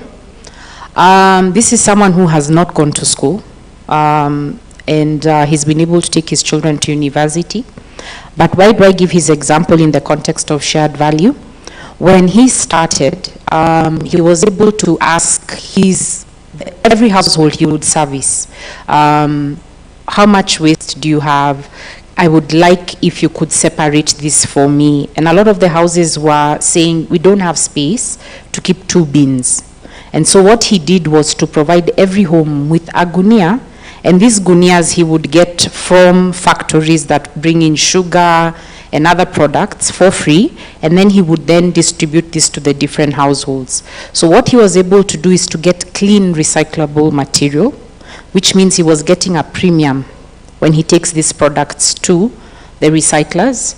But more importantly, the households at the consumer level began to know that different materials can be recycled, because he'd come and he'd explain to them, this product is not good, it cannot be recycled. What that also did is that it shifted consumer purchasing behavior, so that more people now started being able to buy better products, okay? And so this is one individual. Now he has a company, and so of course he scaled his operations, but there are many models like that. So you have to look at shared value from an MSME perspective as what is the value you're creating for all your entire value chain. And I put it to you that the MSMEs that are actually adopting shared value is a big word, but when you break it down, is what is it that I am impacting across my entire value chain, from source to the very end and back again, to be able to harness, you know, what I'm trying to put into the market, be it a good or a service. And so the reality is that those companies that are doing this are actually scaling faster. They're actually moving into the bracket where Geoffrey is looking at, you know, people who can go and actually list on the stock exchange. And when we have several companies, we can be able to give examples that have done that. To the question on consumers, the law will actually make it mandatory for consumers to sort their waste at source. So the next biggest business from next year is actually going to be the manufacture of dustbins, because every household is going to be required to have at least 3 bins, color-coded ones, a black one, a green one, and a yellow one. And the government is definitely going to be doing a lot of consumer awareness. However, organizations such as ours are actually also going to be doing this together with our manufacturers and our brand owners, because there's a penalty. An actual fee that is payable for not sorting your waste at source. And so the reality is, right now we agree a lot of consumers are not aware that is coming. A lot of our consumers are unaware that there's even a law in place. And so the challenge that we have put to government is, just like they did when the plastic bags were being banned, we need to have a concerted consumer awareness campaign to educate consumers on what their responsibilities are with the new law. Okay, thank you very much. Maybe we can go to you, Rita, the question on Isuzu and electrification of vehicles. Yeah, maybe before that, there is a gentleman over there who talked about the SME's ability to be able to put in place instruments that will support in creating shared value for SME and small businesses. And I think responsibility for large companies is to also educate, support small SMEs in terms of understanding that shared value is not necessarily very expensive to start to create. As we've just had, it could easily be just a sack, but just having the right mindset that how are we engaging with the environment in a responsible way to create impact. So like people in manufacturing space looking to set up small manufacturing outfit, we bring them to our factory as part of the capacity building, because you need to start it early rather than wait. For instance, if you are in a factory and you are looking at waste, it's as simple as those bins to segregate waste, to look at your customers. Especially so, shared value is very critical for small companies because they don't have the marketing spend to spend in large advertising and all that. But the impact, the positive impact that you make with your customers, understanding that the customer is going to be there for the long haul, how are you engaging, how are you creating value, is in itself a big opportunity to scale your business as you've had. Going to electrification as a way to create less harmful products in the market, I think has been there for a very long while.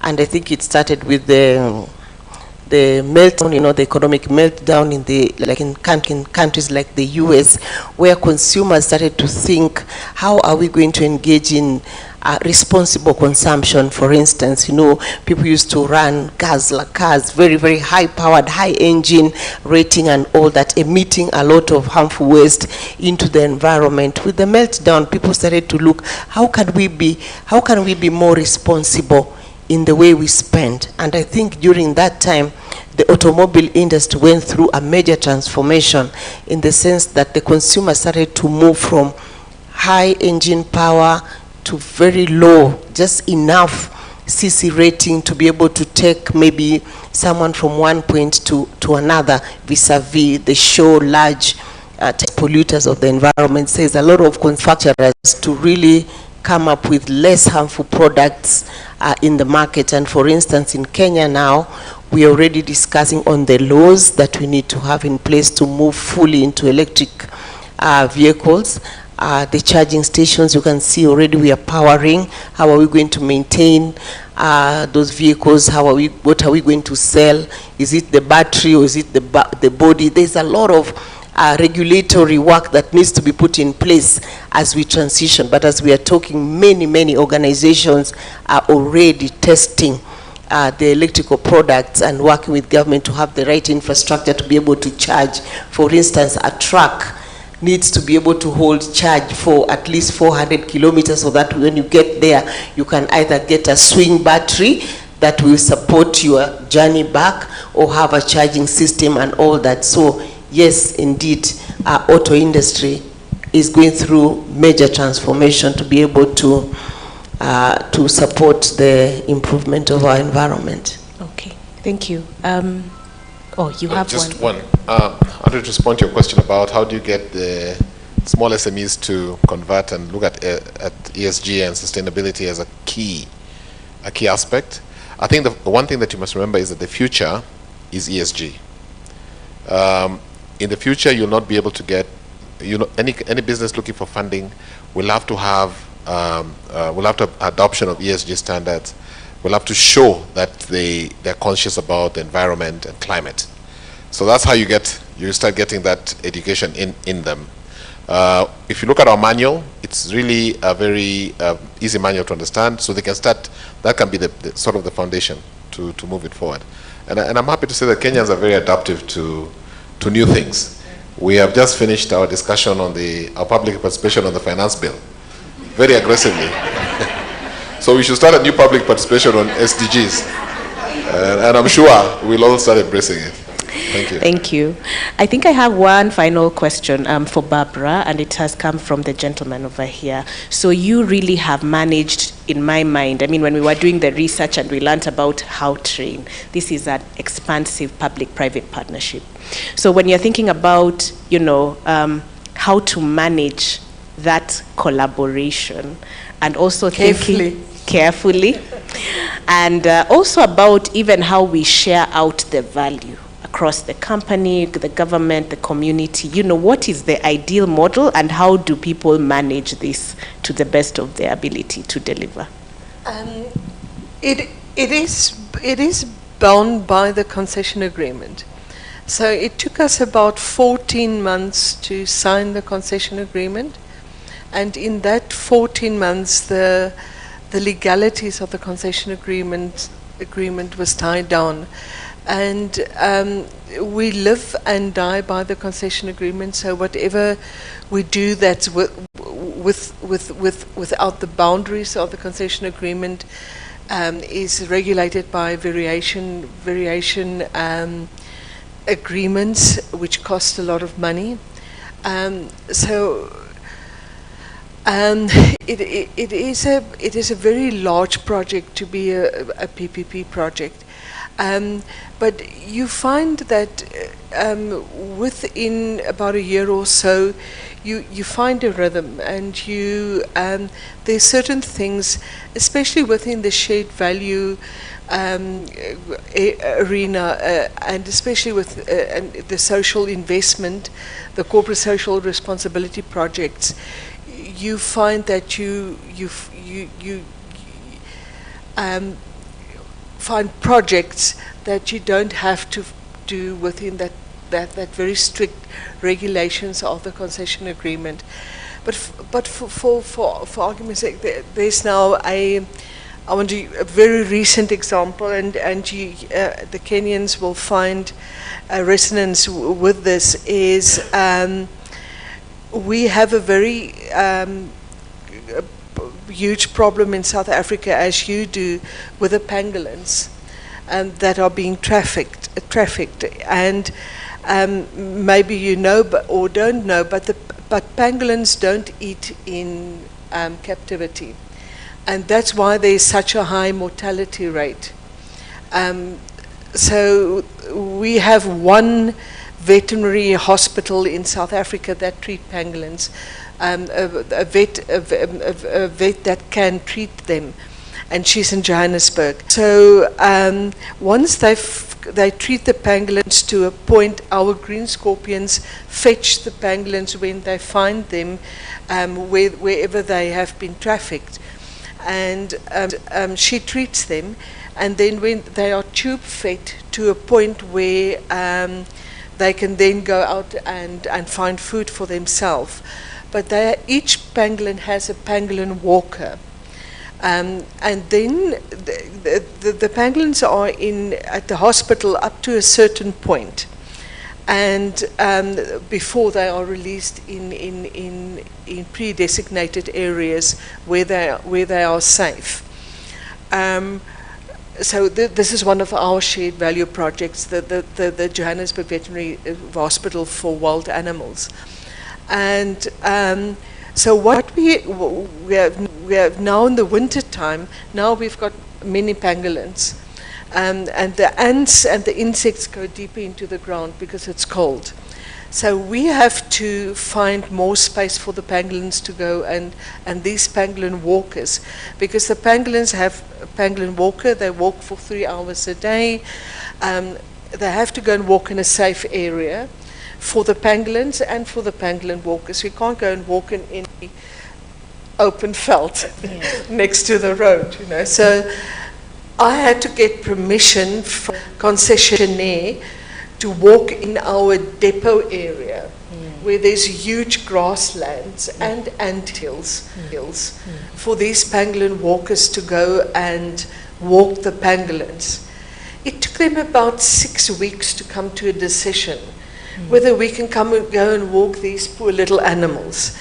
And there's no impact on the system. They're not going to walk close to the trains where the train runs. But it's all about risk. And will it come out that the pangolins are going to be in this area? And will it attract these people that's now going to come and poach the pangolins? So it's that kind of decisions. You think you do good. The poor pangolins don't have ants to eat. We've got grasslands where there's anthills. It took them 6 weeks to come to a decision because it's risk allocation. You know, so... And no...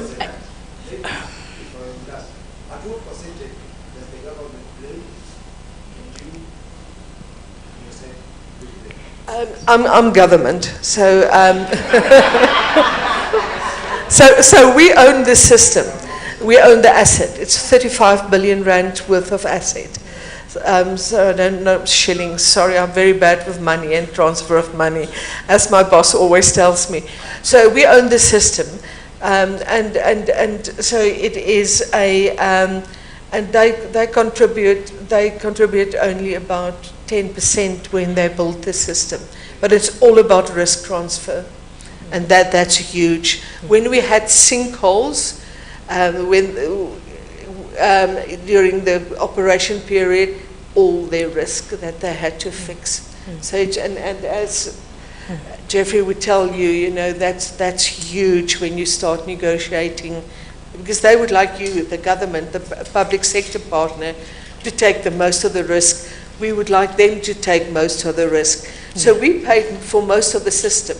We paid about 90% of the money to build the system, and we pay a patronage guarantee every month, a huge amount of patronage guarantee. So we pay a lot of money as government. And these systems across the world, you pay patronage guarantee, and Jeffrey would say, tell that to you as well. Because all the rail systems in the world that's viable, governments pay patronage guarantee. The only system in the world that is viable by itself is the Hong Kong Metro. And they actually don't run train systems. They operate properties. So that is because government pays patronage guarantees. So that's why you in Kenya don't have it. It's hugely expensive. Hugely expensive.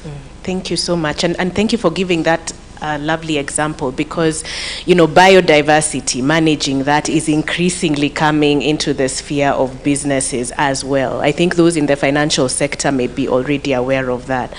But we are out of time, so I'm just going to ask each person 20 seconds, a closing remark, a call to action, given the discussion for today. Maybe we can start with you, then we move down towards Joyce.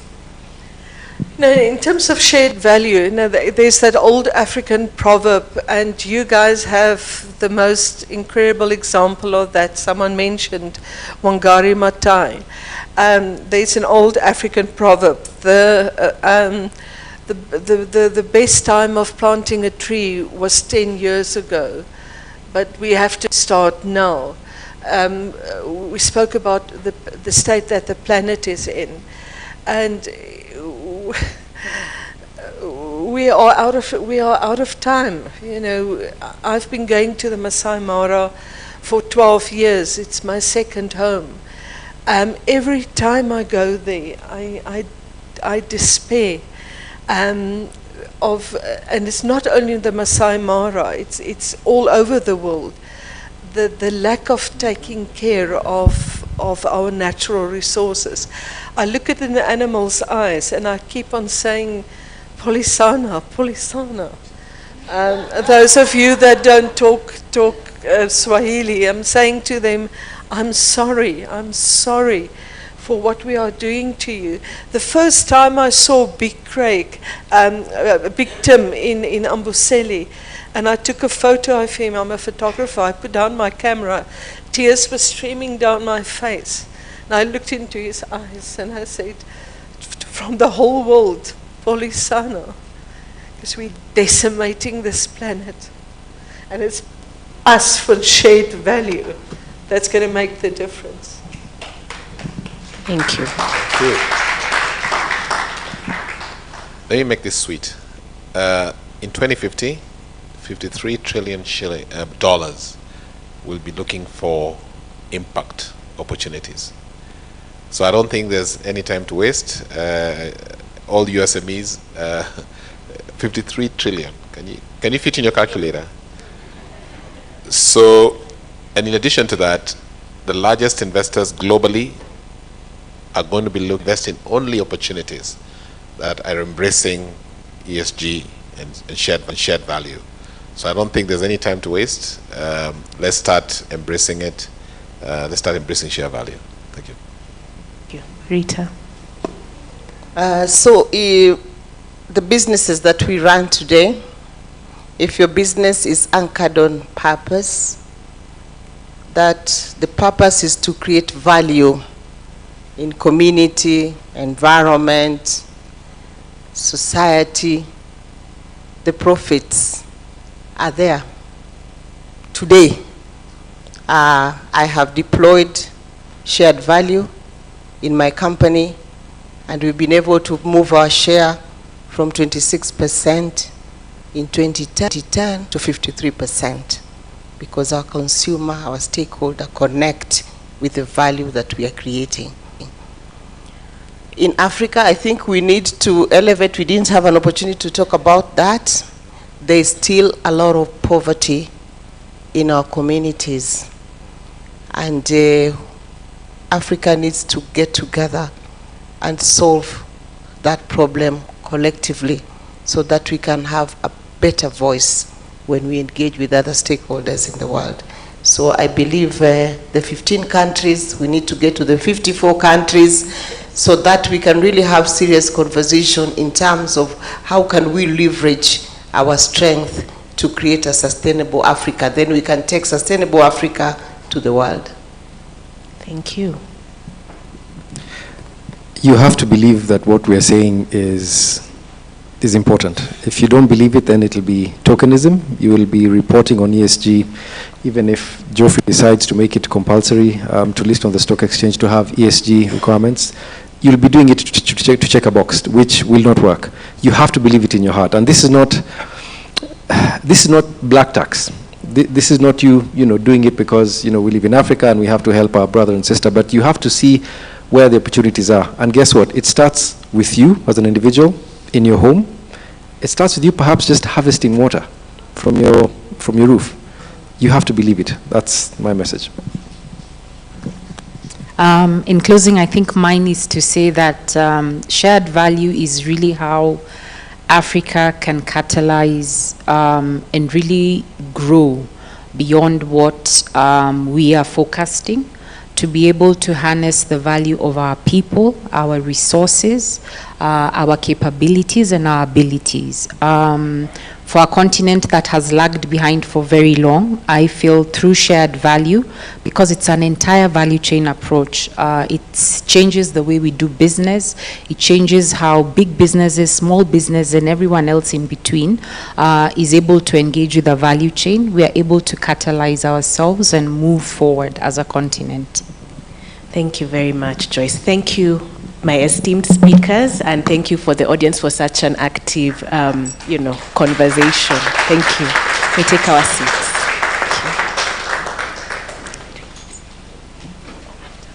Okay, so the last session that we have for the day is from Kebur Gena, who is an Ethiopian entrepreneur and current executive director of the Pan-African Chamber of Commerce and Industry. Some of the delegates are actually here with us today. He oversees a unique organization, actually for our continent, representing our business and trade associations. Welcome very much, Kebur.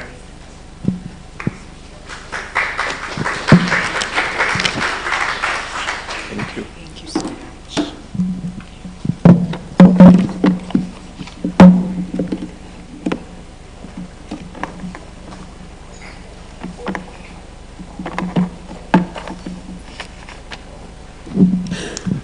Thank you. My name is Kabul, and I'm the currently the Executive Director of the Pan-African Chamber of Commerce and Industry. And as a person who is responsible to bring African businesses' voice to government, shared value issues are becoming very important. And we've sort of listened today at the various activities that have been going on, and the activities actually shared value is leading in the continent. The whole issue is, from my perspective, is that the world is not really doing well. And so we need really to sort of address it in one way or another. For example, actually in trade issues, when the African governments set out to establish what they call the African Continental Free Trade Agreement, the idea behind it is that I think we need to do more. Things are not really working the way they should work. And when the issue of ESG also comes to the fore, what we're saying is the world is not really doing well. And so the idea and the question that I would like to ask is, how do we redo or remake the world as we know it? I can't really find a stronger word, maybe there is a word, than redoing the world or remaking the world. I don't want to say creating the world because the world is already there. But remaking the world or living it as is now, that's the question. And I think in many ways, remaking the world is not really that easy. There are interested parties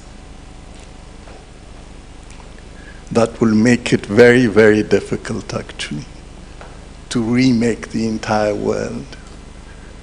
We've been in this state for thousands of years. I'm not saying 10 years or 100 years. The model that we are sort of following is a model, although we've seen more or less actually certain revolution, like the agrarian revolution, the industrial revolution, and now the digital revolution. The basics are always the same. Private property, no? Family, the state. We haven't changed much, actually, out of that ecosystem. And so if we want really to redo the world, we have to look at all these three entities. What we are trying to do, and what we seem to have decided, is that since it is very difficult, not difficult, practically impossible actually to sort of change this format, we've chosen actually to tweak it here and there. Because changing it, remaking it, may require a revolution, may require violence, may require an entirely, may require that we go through a very, very difficult period. And we may not even succeed after doing that. And so what we've chosen is really to stay within that limit and tweak it here and there. If we do this today, if a company X does this, if another one does this, if we come together and do this. You know, if you've come or you've heard a bridge collapsing, one day, you know, you wake up and the radio says, today at midnight a bridge collapsed. It is not that the bridge collapsed because something happened that particular hour or day. been going on for quite some time. Corrosion, no maintenance, perhaps a problem with the design, and no one has taken care of. And then one day it just collapsed, actually. And this is perhaps what we are facing actually today. We're not really sort of looking at what would save humanity. And as I said, to do that, it's not an easy feast. Being a person who is an advocate of business and a person who supports actually the Continental Free Trade Agreement, which was signed in 2018 and which basically is trying to bring prosperity to the continent, what we're trying to do is really to fulfill the dreams of the previous continent's leaders in the 1950s, just after the independence. And so the idea then was to bring this continent together as one continent. It wasn't just actually to put up a mechanisms to trade, but the mechanisms actually to bring the continent as one continent. And to share actually the burden and to share actually the benefits that this continent actually would bring to us. It is not really, I mean, people have a tendency to sort of say, you know, the African Continental Free Trade Agreement is really something, a copy of the European Union free trade system. But when you look really at the European free trade system, it just did not happen to promote trade or to bring trade, but really to sort of bring peace to the continent, because it was established just after the Second World War. And the idea then was, if France would sell its coal to Germany, Germany would sell its iron to France, and so on and so forth, there will be peace in that continent. The issue of trade came later. It's the same thing, actually, when those presidents or those African leaders in the 1950s established actually the Continental Free Trade Agreement. They had a bigger vision. They had a vision actually of bringing the continent as one continent, as I said. It has taken us something like from the 1950s to the 2020, 18 actually, when this signature happened. Something like over a half a century to sort of come together, at least realize that at least let's trade with each other. Let's start with that. And so trading with each other is not really also an easy thing to do, because there will always be a winner and loser actually in that game. And so in this continental free trade area, who will be the winners and who will be the losers? We have about 54 countries, and all the 54 countries cannot be winners. I mean, that's practically not going to happen. So what happens if only 6 or 8 countries only sort of win in this, let's say, in this ecosystem of trade? Would the other 40-something countries accept it? Very difficult, actually, to say, yes, they will continue accepting it. And so it requires more than that, and this is where perhaps the shared value would come in. We need solidarity. The CFTA would not work without solidarity, actually. If we have accepted the idea that we cannot really revolutionize or change the world completely and move out to another sort of system of governance if we want to at least work on what we have today, not work on the impossible, but work on the possible, then we need really to realize and reflect on how to move forward so that all African countries will be winners. And this is where Shared Value Africa comes in. And I would like actually today to leave you with this reflection, and perhaps we can rethink of what that vision that would need to serve us all would look like. That is a reflection for you. Thank you.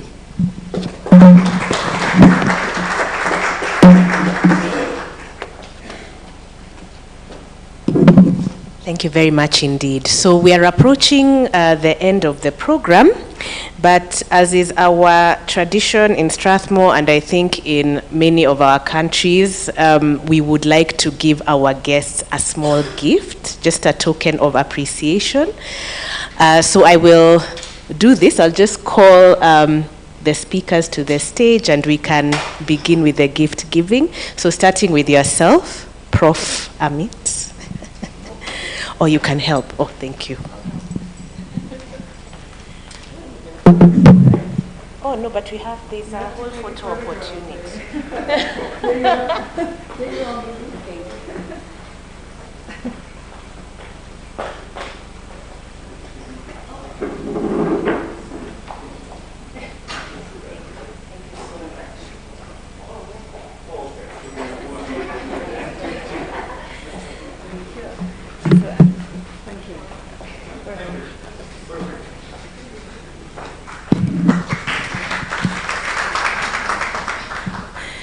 So next, we'd like to invite Pauline Bayer.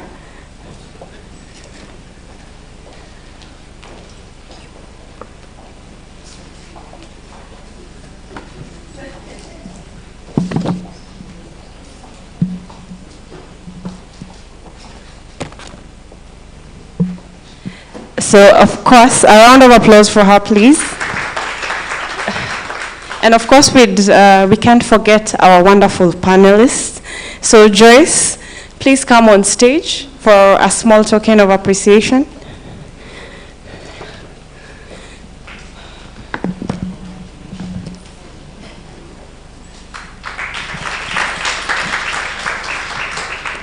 So next is Steve. Thank you so much for your time and your insights.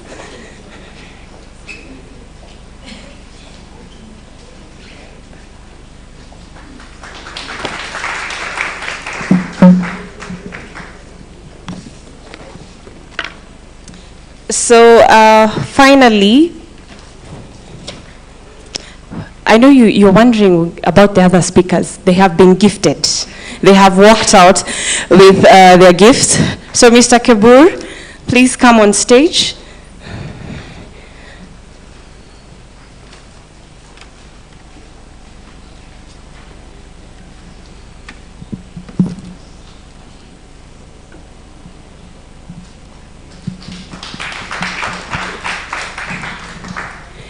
Tiki, we'd like to give you a gift.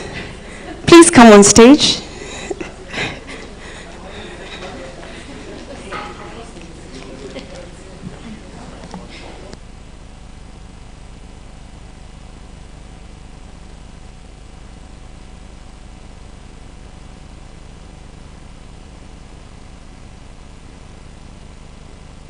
So over to you. Thank you so much, Juliet. So last part of the program, it's my immense pleasure to welcome Vuyo Lutseke, who is the director of Shift Impact Africa and the Shared Value Africa initiative. Welcome, Vuyo. Oh, and we will also cue a video as Vuyo walks up. Thank you.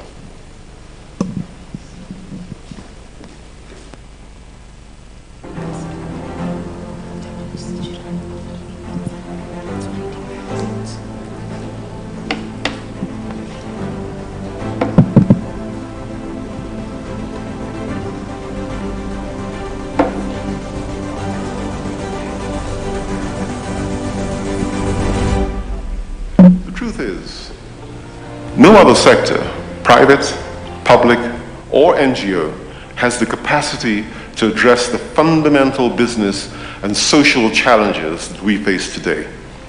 And that is why collaborative and inclusive approaches to business and cross-sectoral partnerships are critical.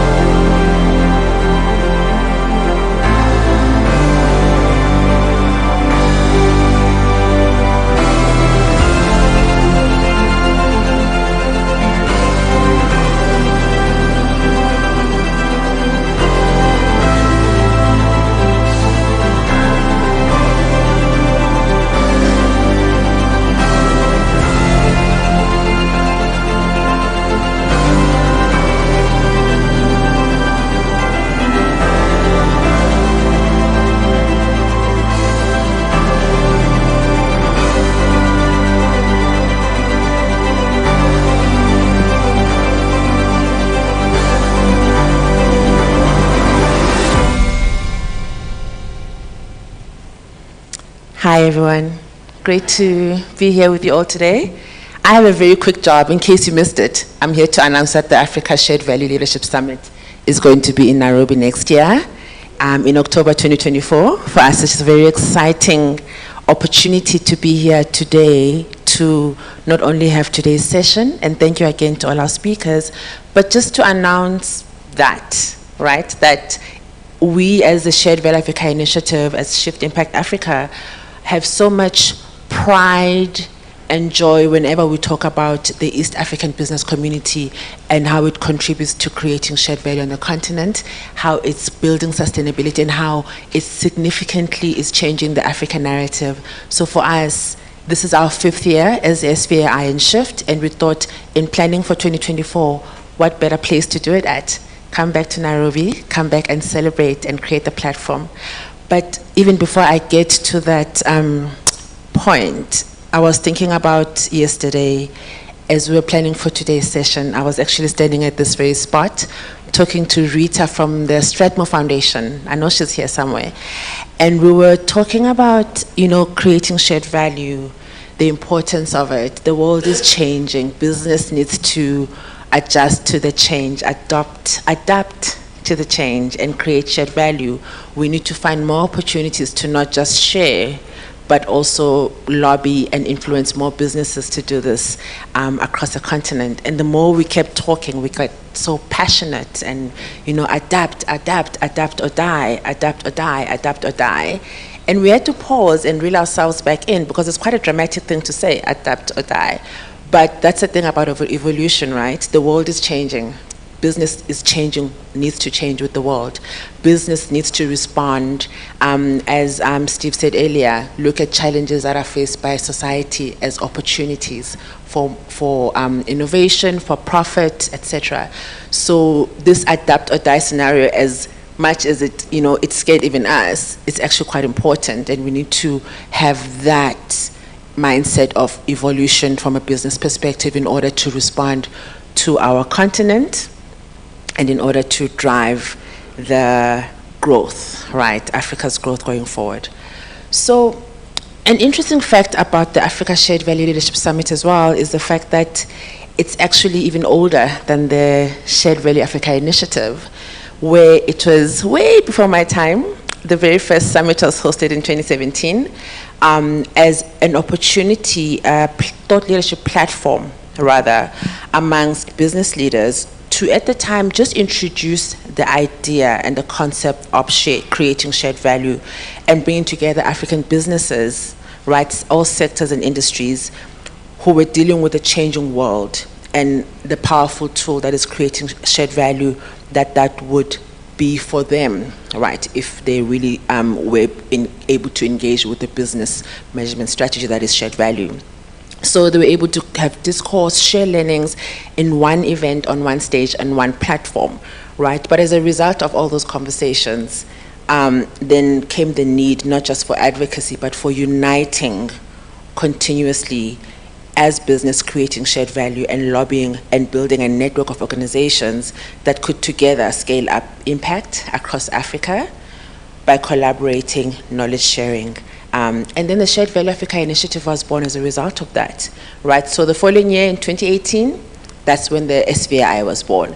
And for us already, this is an interesting demonstration of the power of the Africa Shared Value Leadership Summit, where voices and leaders unite with the same purpose, the same agenda, but also to cohesively come together and work to achieve this agenda. And for us, right, SVI and Shift, this is why we continue to do the work that we do, to bring all of us together as industries and organizations that are operating in Africa to continue this work. We are very excited with this announcement of coming back to Nairobi next year in October for the first time since 2019, as you saw in the video, where we were honored really to have the likes of the late Bob Colimo take onto the stage and lend his voice to this movement, lend his voice to really the collective that we will bring and we continue to bring together. We look forward to coming back here and convening more sessions like today, but on a much, much grander scale, right? Grounding it here in Nairobi, grounding it here within the East African business community. We want to celebrate this community, highlight voices of business and all organizations in this community, your impact and trajectory in creating shared value, much like we have today, as I mentioned. Because what the previous 6 summits, yes, we've been doing it for 6 years already, have shown us that this is a thought leadership platform, a lobbying platform, on which together we can do so much more. Because not only do we now understand why we should create shared value, why we should focus on sustainability, now we want to talk about the impact, the scalability of our sustainability strategies, of our creating shared value, and also create opportunities for partnerships as we do so. These partnerships, right, that we can create to further accelerate this impact as we journey towards the growth of the continent as a collective. I myself, as part of the SBI team, I'm still around. I'm going to be very honest. We're looking for partners. We're looking for sponsors. That's my very quick pitch, that you saw what we could do today. If you don't know us, today you saw what we can do. We can do so much more, but we need support in order to do so. So we want to be able to come back with a bang, come back much bigger, and celebrate with you all when we're doing this, when we're showing Africa and the rest of the world what shared value in 2024 looks like from our perspective. So it's an opportunity to showcase how purpose-led businesses are driving the African narrative, so we can influence more businesses, as I keep saying, in Africa to do the same, and demonstrate how, for the world, how African business is solving for African challenges, living up, ultimately, to our responsibility as a community, driving action towards the Africa we want. So join us, please. Thank you, everyone. Thank you, Mumbi. And thank you to Strathmore for today. Thank you so much, Vuyo. We are with you. Yes, we are there. Okay, so I'd like to then close this session for today. Thank you so much once again to the speakers. There are many people who are also working behind the scenes, as well as, of course, our dear guests who have joined in and participated very actively in the discussions. I hope it has stimulated our thoughts, as some people like to say, and our action moving forward. So as we close off, there is tea and snacks outside so that people can continue their networking, and those questions that were not answered can be directed. I still see some of our guests are here. So please take some time to have some tea, take some time to explore the campus. If you're a guest here, we welcome that. And finally, for the delegates who have joined us from the Pan-Africa Chamber of Commerce, your meeting is at 12 in Watamu Cafe, which is really at the left, my left-hand side, the left corner of this building. You will see a sign called Watamu Cafe. Once again, thank you very much, everybody, and have a lovely day and afternoon. Bye.